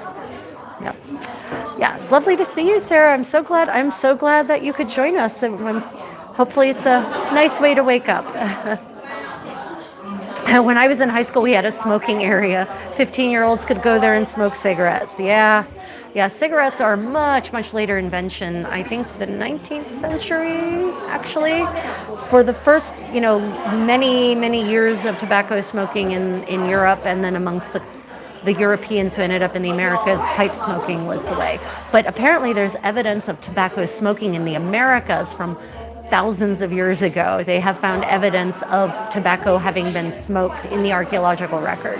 So humans will human, man. If there's something that has an addictive chemical in it, we will find it and we will consume it and we will get addicted to it. It's what we do. It's just what we do. It's what I do. Yeah, no, Tomacore, there is no more indoor smoking here. And in fact, there wasn't when we came in 2014, there was no indoor smoking here. It's fan-damn-tastic, which is why I was so shocked when I went to Japan for the first time in 2014. And I went to a restaurant and ordered. We sat down and I ordered and I was really hungry. And then suddenly I'm assaulted by the stench of cigarette smoke. I'm very sensitive to cigarette smoke. I have always been.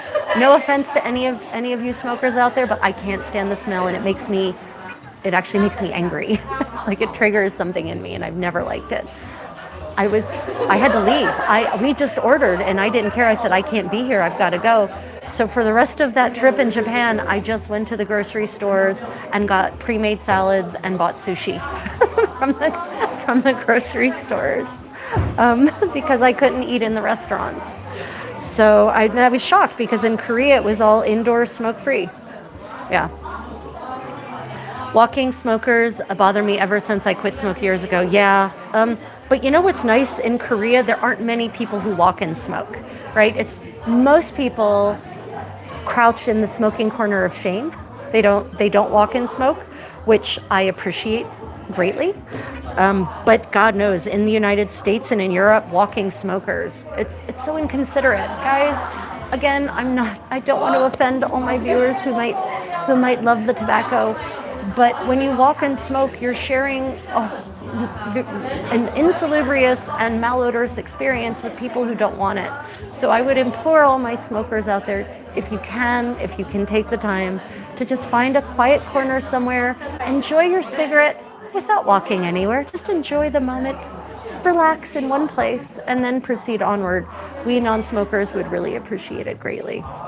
But honestly, the thing that infuriates me the most about smokers here in Korea in particular is that they just throw their cigarettes on the ground and leave them there. So in the morning, on any given morning, there is just cigarette butts all around any given restaurant or any given bar in any given alley. It's so disgusting.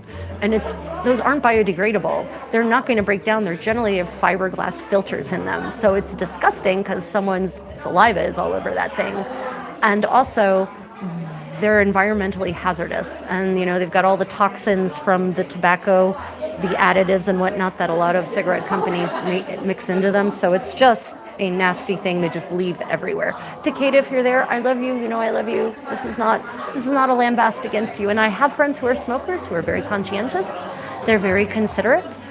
They make sure they're not bothering anyone else with their smoke. They make sure they always properly dispose of their cigarette butts, and I appreciate them 1,000,000%. What are you stitching? What am I stitching? Okay, let me just seat my needle, and I will endeavor to show you. This is actually the gown that should be over top of this one. I am currently, everyone, wait for it. I am dressed in my underwear in the 15th century. This Lululemon yoga ensemble is basically underwear. So I should have another layer over top of that, and that is what I'm currently making. So I am actually stitching the opening and the turn back collar.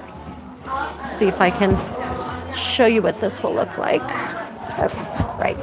So this is basically what this will look like. Right. Okay, so you can see the turn back collar. And then it will actually wrap around me like this. And so I am stitching right now the actual edge of the turn back collar. So it's black on black on black, and the lighting in here is what I call mood lighting. So maybe this was not the best project to bring here. Next time I'll remember, bring something bright and white. But that is what. Let me see if I can get the camera to focus. You can almost see the stitches. Maybe if I duck out, maybe it will focus. I can sometimes get the camera to focus, and sometimes I can't. Anyway, that is what I'm making. And this is the kind of gown that has a little train, and it will have the fitted sleeves with the cuffs that come over the hand like this, and it will be worn with a really sexy belt with a beautiful buckle, and then the cuffs, the sleeve can be turned back to have that little bell shape around it, or you can leave the cuffs forward so that it's just fingers peeking out flirtily from the sleeve. Yeah. This is oddly attractive. Well, thank you, side angels. I appreciate that. I will take oddly attractive. Do you ever get weird looks for wearing that here? Do I get weird looks? No, I get appreciative looks, actually.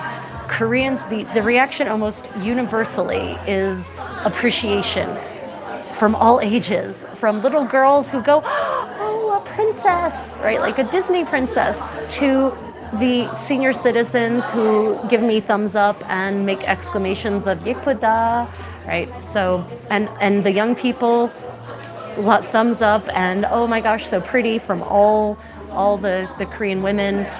Korean men, Korean younger men, they look appreciatively, but they don't say anything.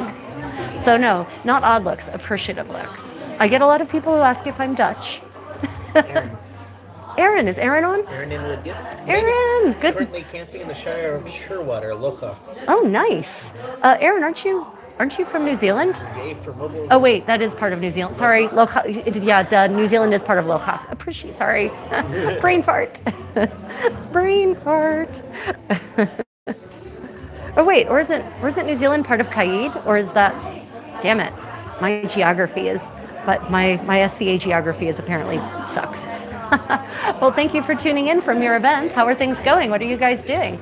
Don't forget, I can be. The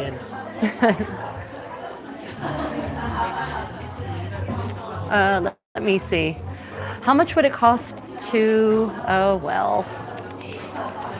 Outfit is looking great on you with a beautiful smile. Well, thank you. Appreciate that, Michael. Oh, right, the Shire Shearwater. Is this the Canterbury? No, they used to be Kite, but have been Mopoc for a while now. Oh, okay. I thought, okay, so yeah, I thought I remembered there was something weird like that where Caid had part of it and the West had part of it, but then I guess probably when Lochak went Kingdom, it just made sense for you to unite, actually. Yeah. Do you share your historical food preparations with your Korean neighbors and peers? I haven't yet, but you know what? I really should. Actually, so the building in which we live doesn't really have many Koreans in it, unfortunately. So yeah, but I actually had thought about, I have many Korean friends, and I keep forgetting whenever we get together, I keep meaning to bring like the historical preparations with me for them to try. And then I get there and we sit down and I go, damn it, I meant to bring this thing for you to try because I know they would love it. I know that they would love it. So thank you for the reminder. I'll try to remember that tomorrow, actually. Tomorrow, actually, I'm meeting up with a bunch of my Korean friends. I will try to remember to bring some of last Sunday's May herb tart with me for them to try because I know that they will love it. It will be right up their alley. Yep. Koreans are food lovers, after all. Let me see. I'm from Florida. Weather's been gorgeous, which is great to try and forget everything else going on in the U.S. right now. Yeah, Genkani, man, yeah. The world is on fire. This is the worst timeline. I'm just trying to create some beauty and a place where people can retreat to try to pretend that it isn't. Oh, Erin, you guys have been cooking over a fire. Do you have like really neat replica, like clay pots and stuff? Or are you using cast iron, like Dutch ovens? Do you have a really cool raised hearth setup? I miss being able to do that. I really do. Can you stand up and show the cool? Yeah, I can try. There's a massive party behind me. Okay, I will try to stand up and show you the ensemble. It's okay, I need to stretch anyway. Nope, this is as far back. I can't go further back, guys. Oh, maybe here.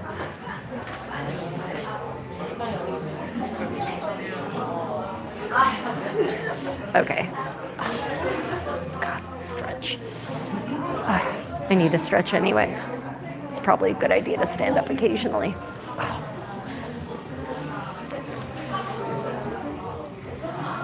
Okay. Okay. Standing up made a lot of people realize I was here who didn't notice me before. It was fun. It got real quiet. But in an appreciative way, not in a deleterious way.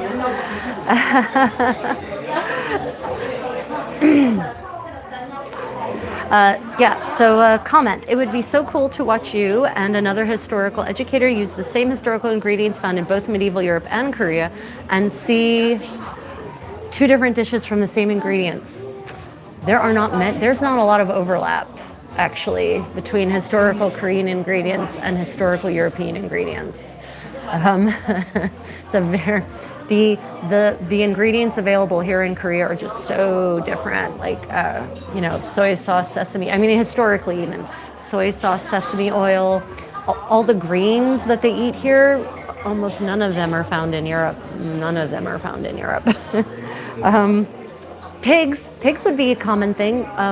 Europe is very dairy heavy, lots of cheese. No cheese here.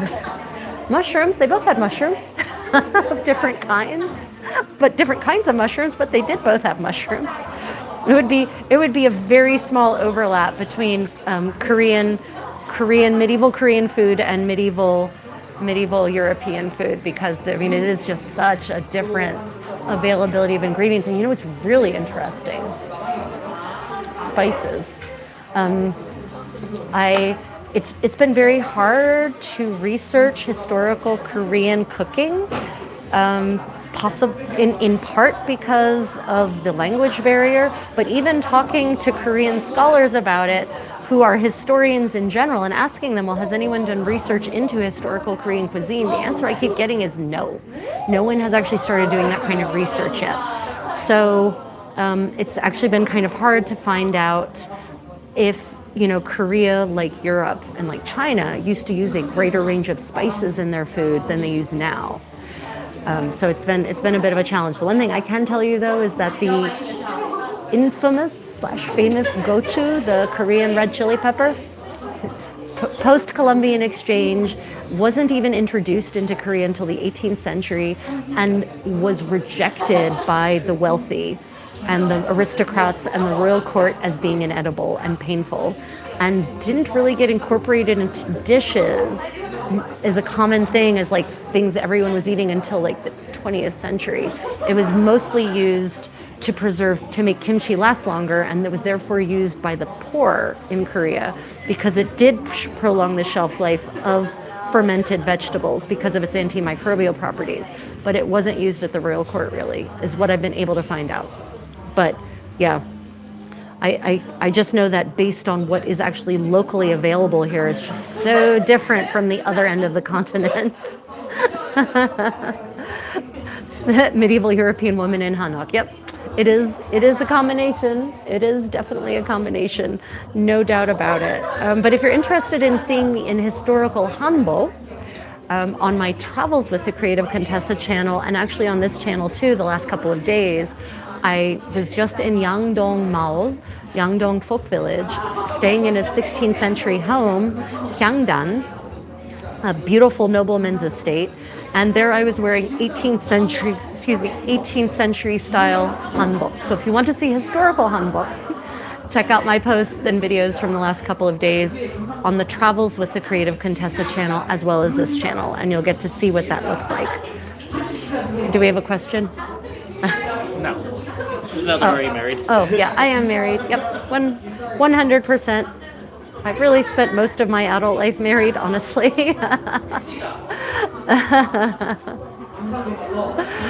Barry Wims, appreciate the compliment. I would say that I would be interesting to go on a date with. Appreciate the compliment. Yeah, the history of the American South. By American South, do you mean the South of the United States or South America? Antebellum. Oh, antebellum. Antebellum. Yeah, antebellum United States. I mean, it's all interesting. All history is interesting, I'll be honest. Okay, I start falling asleep in military history. Strategies don't interest me so much. So I guess it's not all interesting. Most of it is interesting. That was, yes, so Arlathos says that was the house built by the son for his mom in that video. Correct, Arlathos. Hyangdan was built as basically a retirement home for the mother of a virtuous son, for the virtuous mother of a virtuous son. Yeah. So I'm just going to take the moment to remind everyone who is enjoying this video to like and consider subscribing.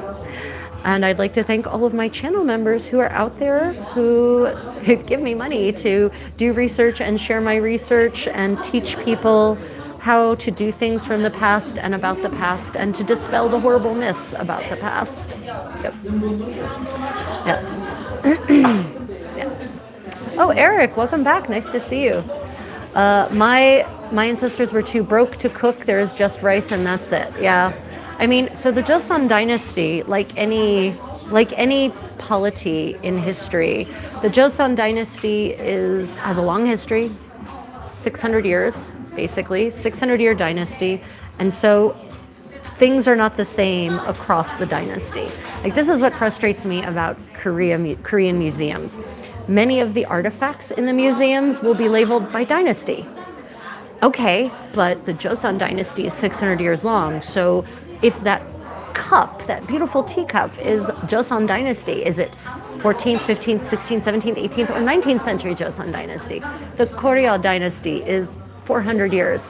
Again, what part of the Goryeo dynasty? Because it's not the same. Things change across the Joseon dynasty, and actually the levels of poverty and the gap between rich and poor change as well. The gap between rich and poor, as is pretty much nearly always the case in most polities, history widens as time goes on, right? It starts out more equitable, more equal rights for everyone, and as time goes on, the aristocrats consolidate power and money and resources and basically increase the impoverishment of Joseon, of the kingdom. And then, of course, it doesn't help that the Japanese invade and burn everything down, and then the Qing invade and burn everything down, and it just really impoverishes Joseon for the long haul, so that by the time you get to the 19th century, Joseon is a massively impoverished kingdom.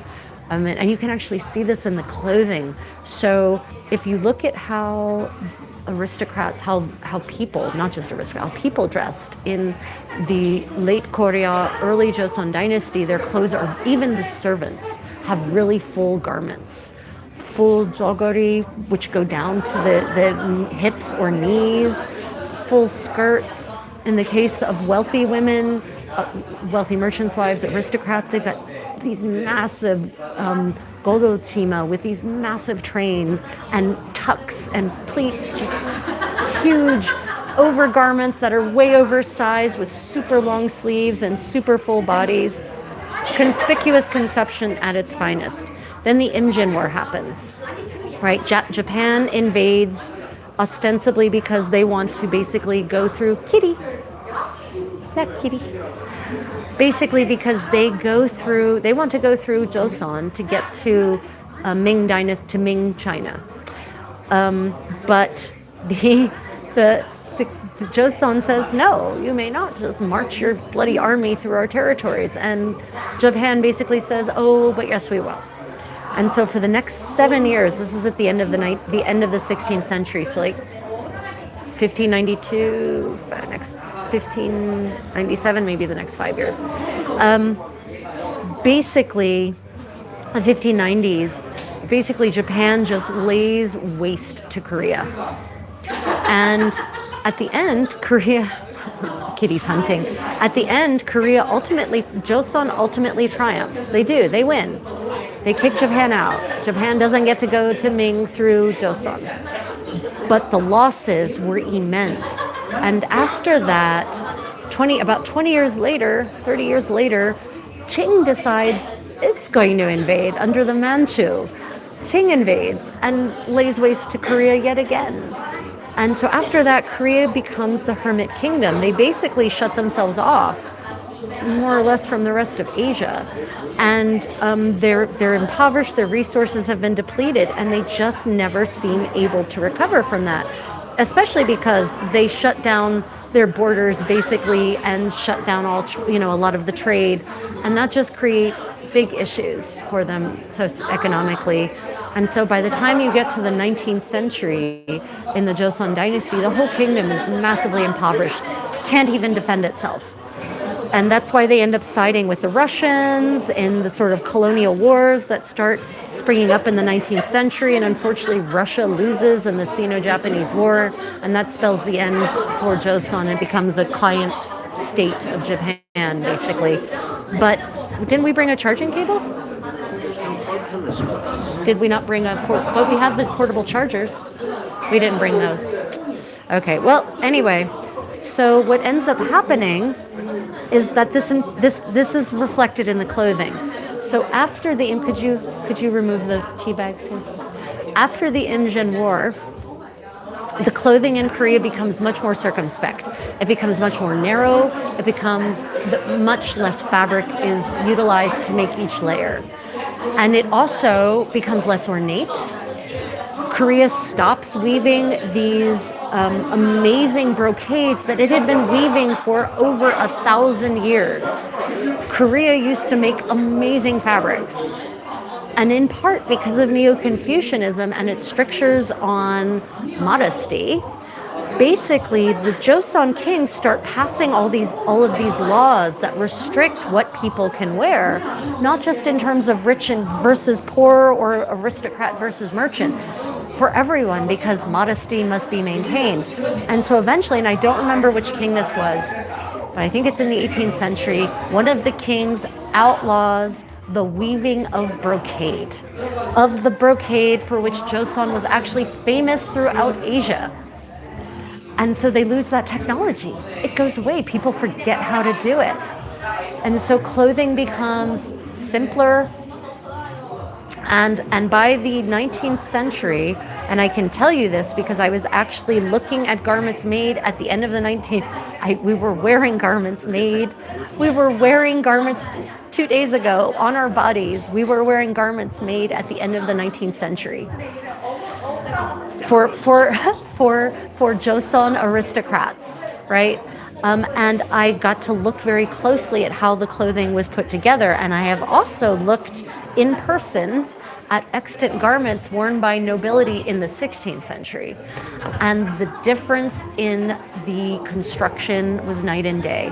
It was so much better made in the 16th century than at the end of the 19th century. And to me, that was definitely a sign of the relative poverty of late Joseon versus early Joseon. Yeah. Sorry, this has been your unsolicited fashion slash socioeconomic history lesson of the Joseon dynasty.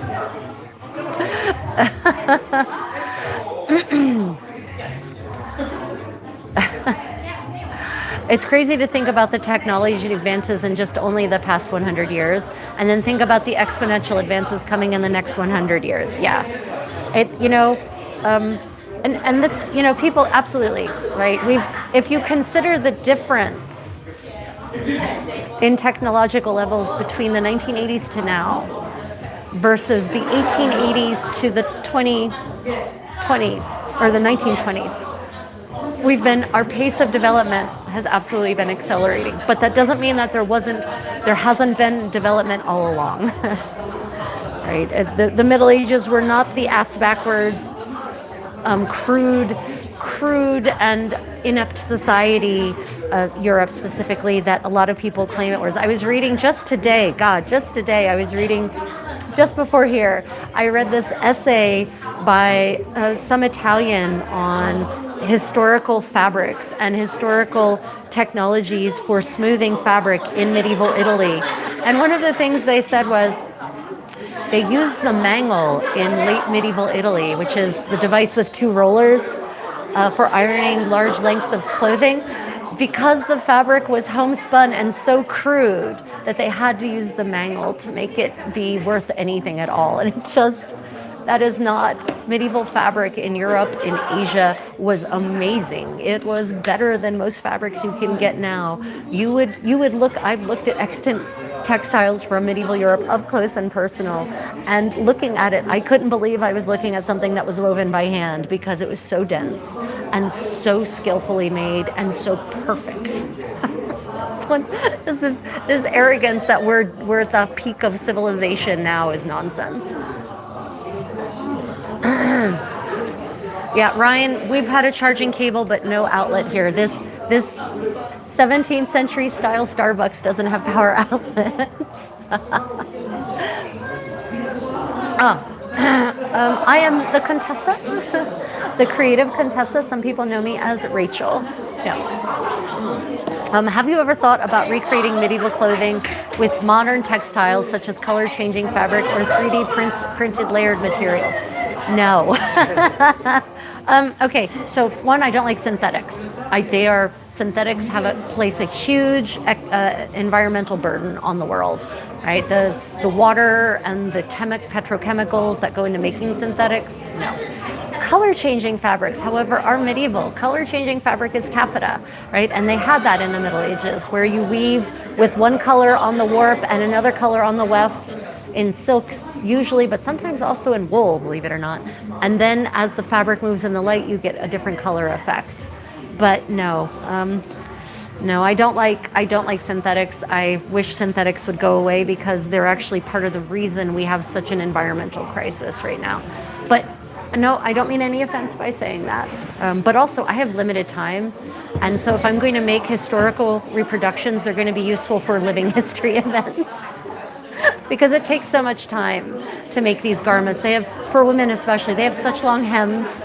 They have such long seams.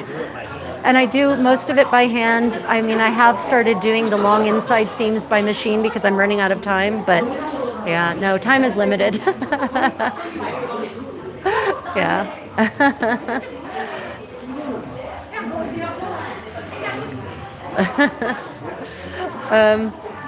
Let me see. Synthetic also causes a lot of allergies and skin issues. Yep, 100% that as well. Yep. Unfortunately, they're so cheap it's hard to avoid when you don't make a lot of money. Yeah. Yeah, Genkani, 100%. I know a lot of people can't afford anything but synthetic. So I don't criticize people who are in, certain socioeconomic circumstances who do what they have to do. I do, however, criticize people. I do, however, criticize people who can afford to make good choices and still don't. You're not Protestant. Yeah, I'm not Protestant. I don't moralize poverty. Let me see. I think in the future we might actually use some type of micro mesh cardboard or paper as fabric. Well, it's funny you say that, Tommy Core. Of course, you know this because you lived here. Korea actually has historically paper fabric, mulberry paper used as fabric for clothing and shoes. And yeah, it would be, but it's also expensive to make. So I don't know that will help with the cost issue so much. Nice outfit. Thank you much. I appreciate that 100%. Wait, are those rocks on the ground? Yes, there is a rock garden in the middle of the cafe. Yep, sand and rocks. There's a rock garden. If you're enjoying this medieval sewing party history lessons like you've never had them, don't forget to double tap that screen, everyone. Ryan, please put in a power bank.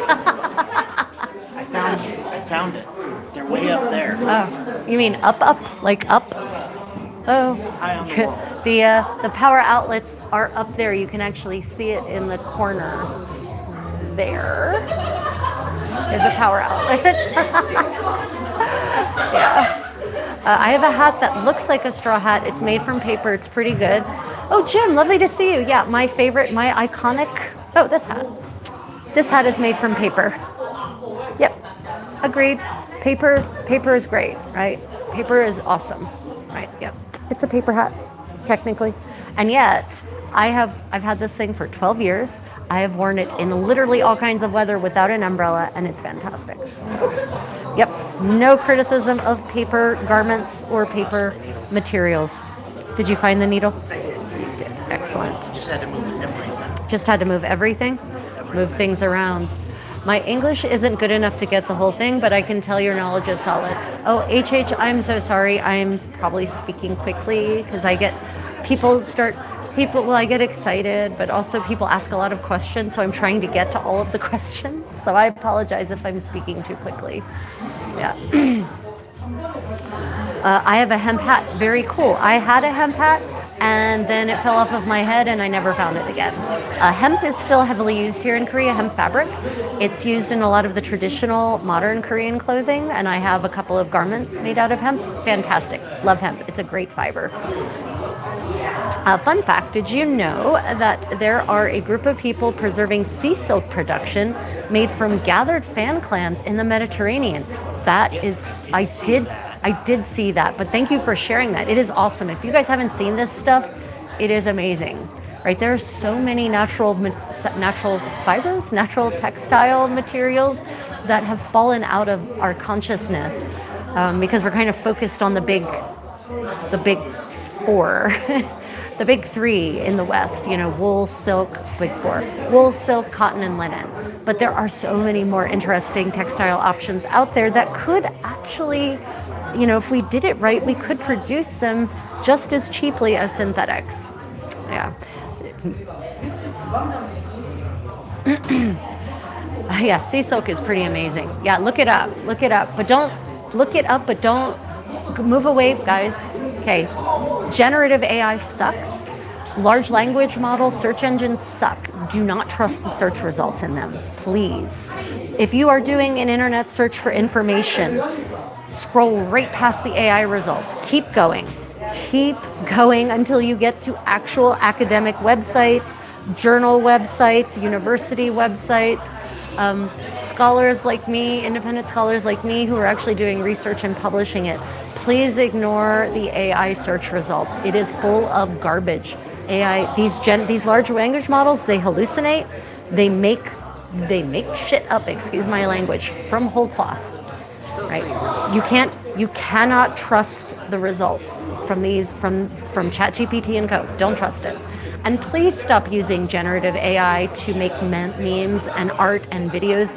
You know why? Because my work is being stolen by those to make that content. You are stealing artists' work to generate that. Those engines were fed people's artwork. Those people weren't paid for it. They weren't asked for permission. So you're actually stealing other people's creative property by using generative AI. So please don't use it. Please don't.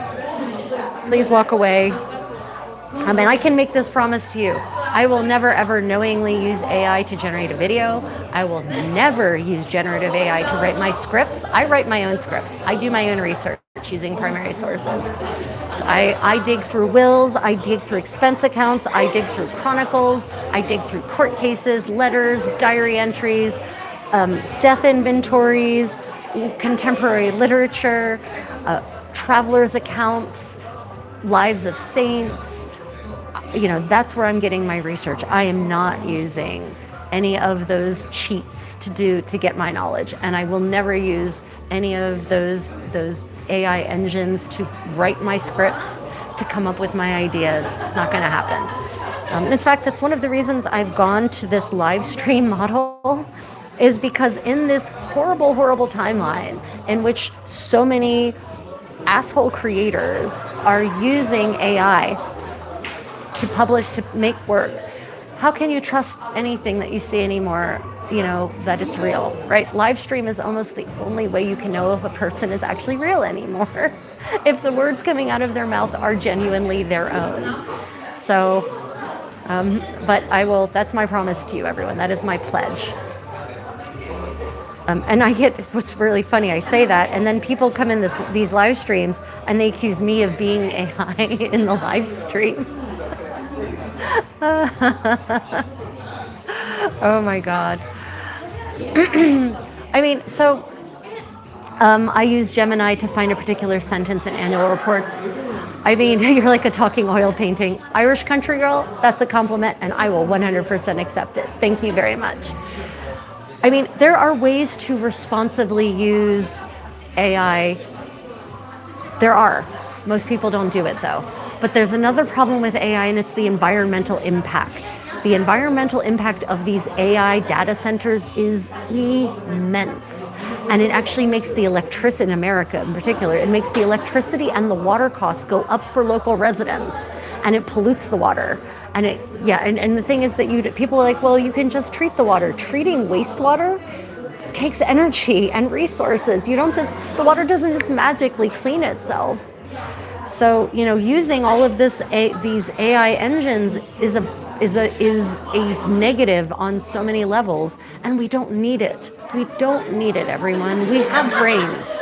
We literally evolved as a civilization for tens of thousands of years, hundreds of thousands of years as a species without it, so we don't need it. But it's become a crutch, and a lot of people have outsourced their brains, unfortunately. AI is a big mistake, just like artificial colors and flavors was in food. Yep, it was. Now, granted, I'm going to tell you that, okay, so yes, artificial foodstuffs are really bad for us, but there are some natural ones that have historically been bad for us as well. Alkanet in the Middle Ages, alkanet was used as a dyestuff, as a red dyestuff. Alkanet is toxic if you consume it in large quantities. Lead was used in all sorts of applications up until the 1950s, by the way. In paint, in cosmetics, lead in the Middle Ages was used to sweeten wine. You would actually sprinkle lead flakes into wine to sweeten it. So, you know, there are natural substances that are also really bad for us. So I will never say that. I'm very fond of saying organic arsenic is still arsenic. and arsenic is natural. So we do have to remember that just because something is natural doesn't mean it's good for us. Also, tobacco is natural, not good for us.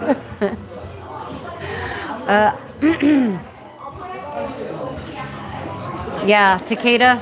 Yep, I agree, 100%. If you need a scale of the intelligence and artificial intelligence, just try using voice to text. Yeah. What's the story of your necklace? It looks so cool. So this is a replica of a gem originally owned by Beatrice d'Este, who was one of the Este princesses and a fantastically interesting woman from the end of the 15th into the 16th century in Italy. And she married the Duke of Milan, Ludovico il Moro, and this dates to the 1490s. You can see this in her portraits, actually. And this was made by Armour and Castings.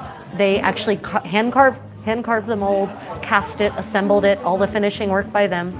You can buy it on their website, armourandcastings.com, armor with a U. If you use Contessa 10, you can get an extra 10% off. It's $80. It's $80 currently? $80 currently. Yeah, but it's beautiful. It's really gorgeous. This is not a real, no, it's not a real ruby. It's not a real sapphire.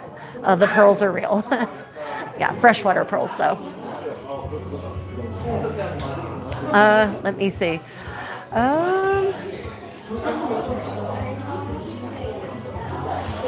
Yeah, see, Philip,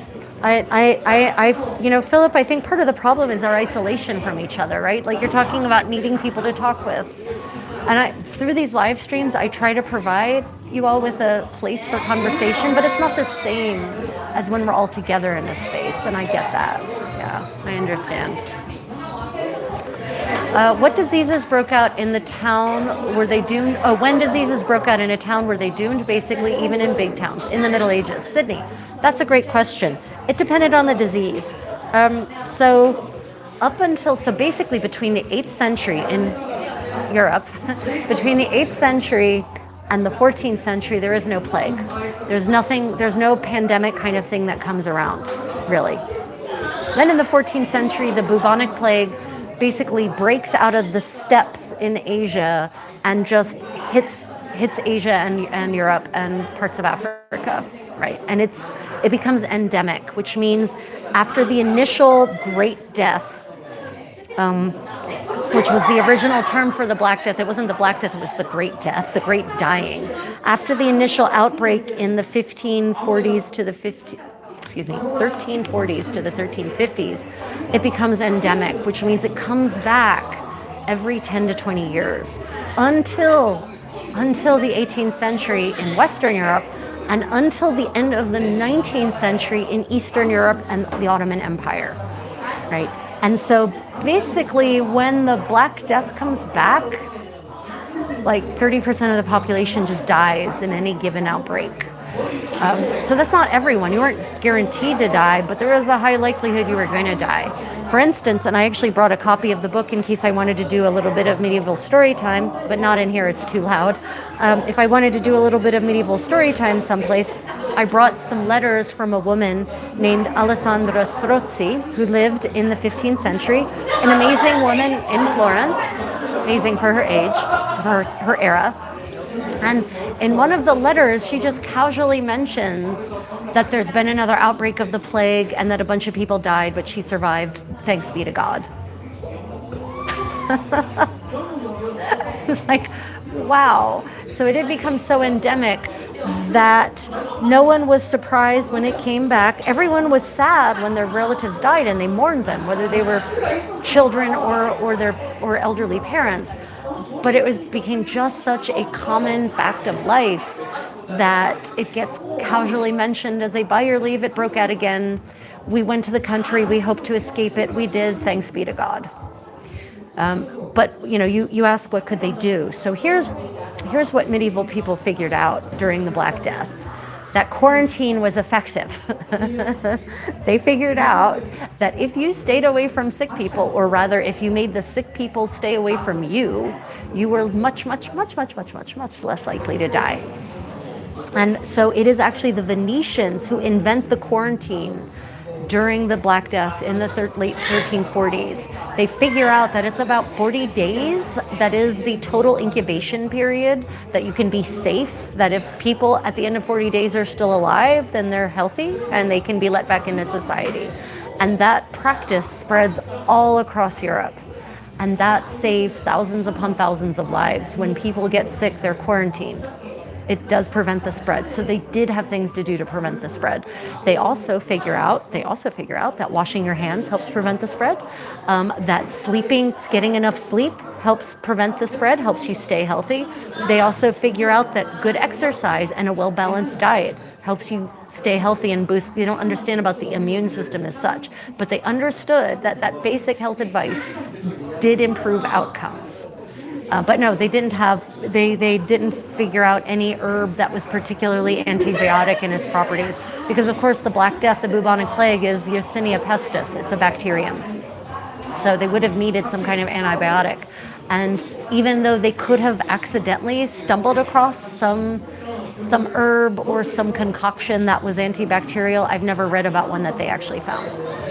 So, but it depended on the disease. Not all diseases, some diseases were viral, some were bacterial, so it really depends, or fungal even. So. The wine doors. What? Wine doors. Did you say line doors? Wine. Oh, wine doors. Oh, wine doors. Oh, yeah. So in Italy, at the very least, during the Black Death, one of the results of the Black Death and the attempt to prevent contact with sick people, wine cellars actually started, these little wine taverns actually invented these little tiny doors in the wall of their establishment, and people could actually go and buy a glass of wine or a cup of wine through this little wine door, so that they would actually minimize contact with each other. And those wine doors are still in existence, at least in Florence. There are some places where you can go and actually buy wine through a original plague era wine door. How fun is that? Awesome. The wine was okay. Yeah, no, there were no antibiotics in the Middle Ages. No, I mean, my point is that sometimes there are certain natural substances that are naturally antibiotic. But they didn't discover one that worked against Yersinia pestis at any case. There are some other ones that were discovered, but Yersinia pestis, no. Which is why I would not want to live in the Middle Ages or any pre-20th century society. Let me be clear. Vaccines and antibiotics are a must for my living world.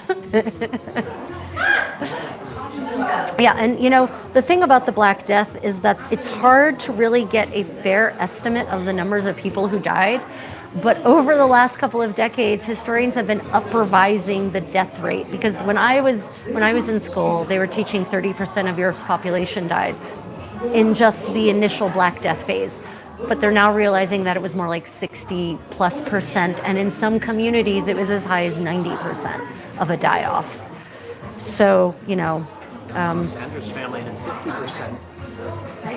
Sanders' family. Yeah, Alessandro. Oh God, yeah. So when Alessandra Strozzi was a young wife with 8 children, she was at that point, she was in her mid-20s. She was like 25. So she spent a lot of back-to-back years just giving birth, basically.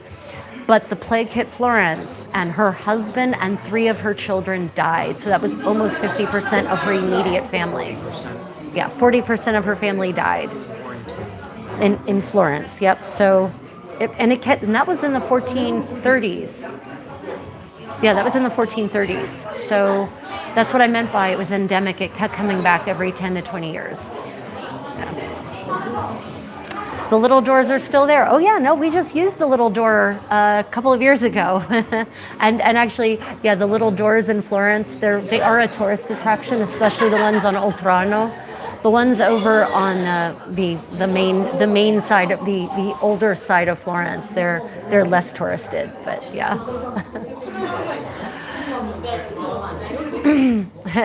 My tallow went rancid and gave me contact dermatitis. Oh God, I am so sorry to hear that.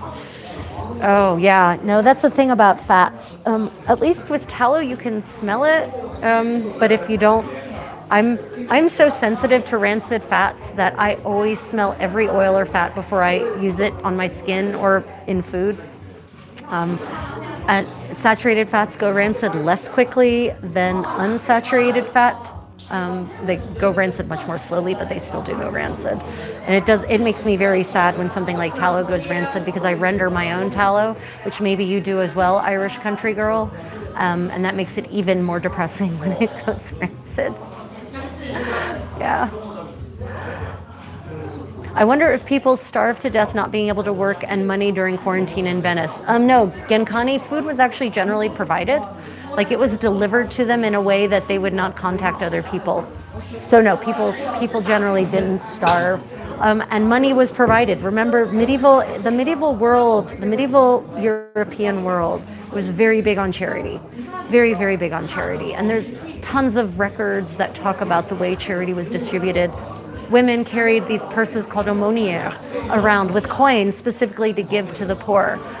There's in the Miracles of Saint Louis, the saintly king of France, there is actually this really touching story about a woman who goes to his shrine and is healed. She is so impoverished that she has to beg on a daily basis for alms.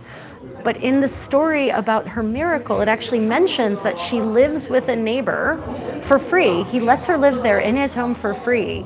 And when it's too muddy outside, he gives her alms so that she doesn't have to go beg, because he doesn't want her to get muddy.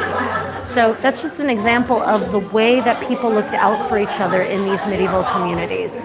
So as far as I understand from what I've read, when someone was quarantined, they would be basically provided with food and enough food to kind of get them through.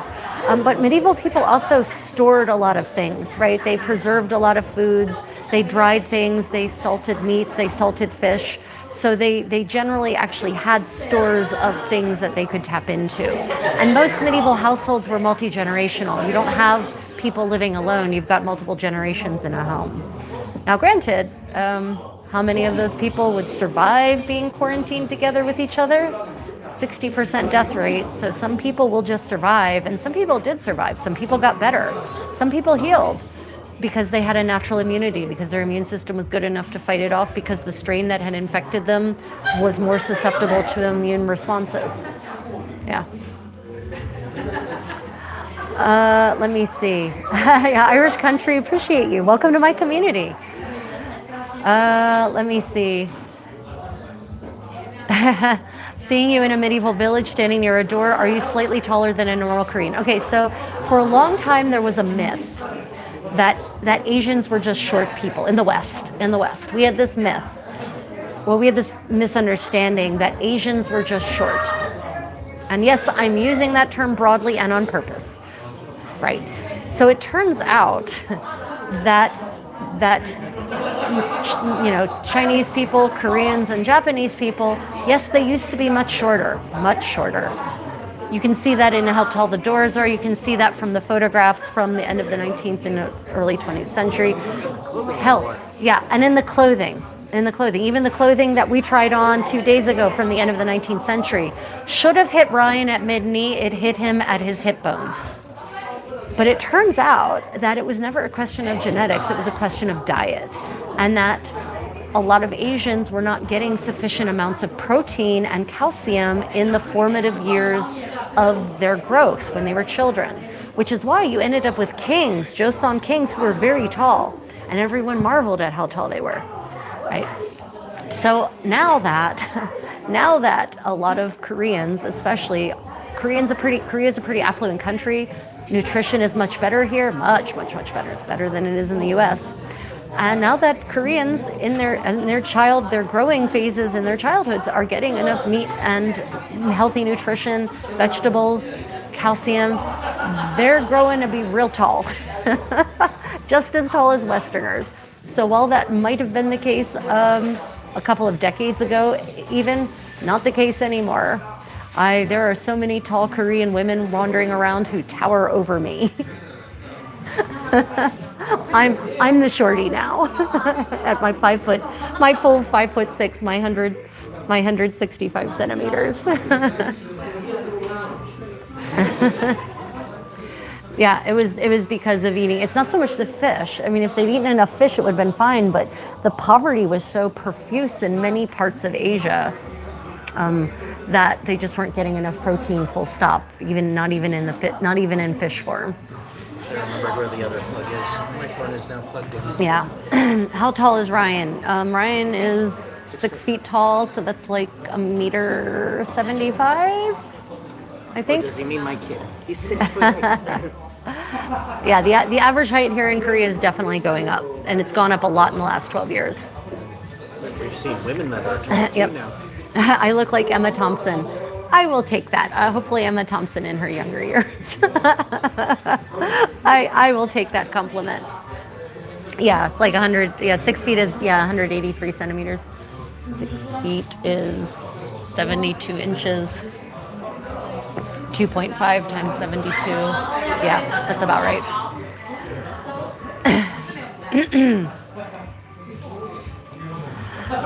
Yeah, the myth of Asians being short is here always. Yeah, I mean, and it's not a historical reality forever, because we know from the bodies of aristocrats that have been found in tombs in Korea dating back hundreds, if not thousands of years in some cases, that the wealthy grew pretty tall, really tall.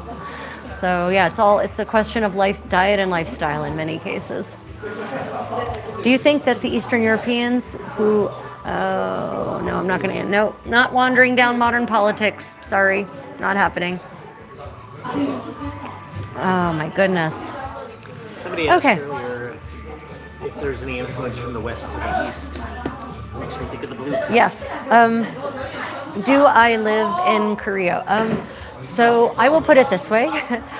We moved here, actually. We have lived here in various periods over the last 9 years, or the last 12 years.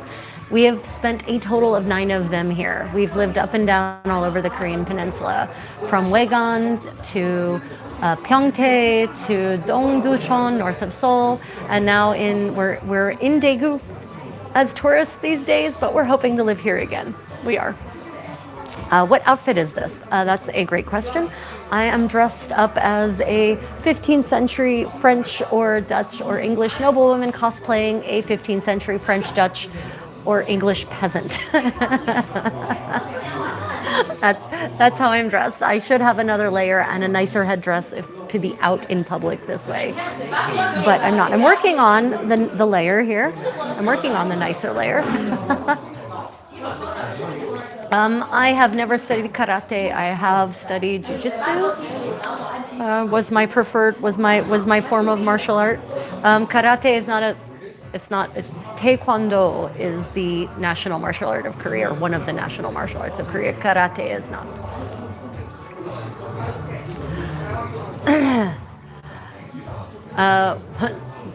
Korea, actually, we love living in Korea. Korea is a fantastic place to live. It's highly advanced, it's clean, it's safe, it's got a fantastic infrastructure, high-speed rail network that is highly affordable, excellent public transit, buses and rail and metro. Korean people are really friendly and welcoming. Korean food is delicious. Gorgeous historical architecture and buildings like this style of architecture here. Lots of things to do and see, beautiful natural spaces. So yeah, Korea is a great place to live. 10 out of 10 do recommend. Yeah, I mean, there are, I will say, I agree, HH. Their depression and anxiety is pretty high here. Korea does have some things to work on, especially for students. The student situation here is off the charts bad.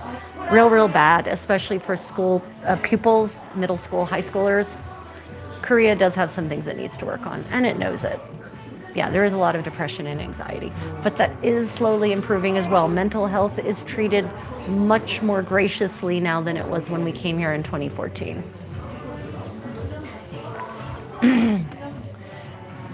Let me see. Oh goodness. Something I should be. The sitting pad on the floor, are they comfy? No. Yes, they are. Ryan has let his body be broken by Western style sitting, whereas I'm good at floor sitting. So yes, the pads on the floor are comfy for certain. Oh. Oh gosh. Just click on it. Ah, right. Remove. Goodbye. You have to hide them if you don't want them to say anything again. Oh well. That's okay. Yes, I can see how there. Yeah. Okay. Well, everyone, it is actually. I actually need to have better light to really do this damn thing justice. It's very.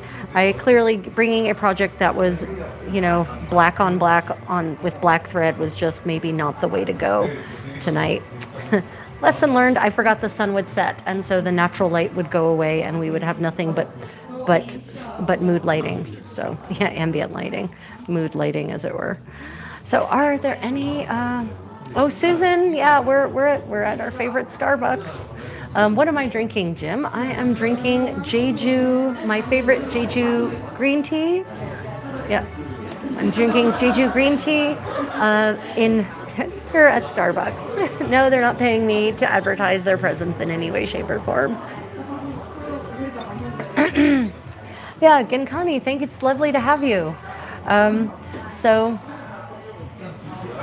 if you have any questions, valid questions, and not those asshole questions that someone comments that some of you were making, naughty. If you have any questions and I didn't answer them in the live stream, pop them in the comments when the video posts, and I will absolutely answer them.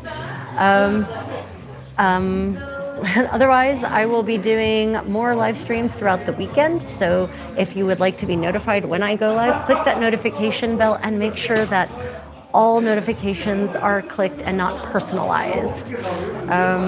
Last few comments. Let me see. Does my dress feel really hot in the summer? No, it's very comfortable. Wool breathes. Everyone, this is going to shock some of you, but for literally thousands of years, people in hot places like the Middle East and hot places in the Americas wove and wore wool. And they were just fine because you can weave wool in such a way that it breathes very comfortably in hot climates. Yeah.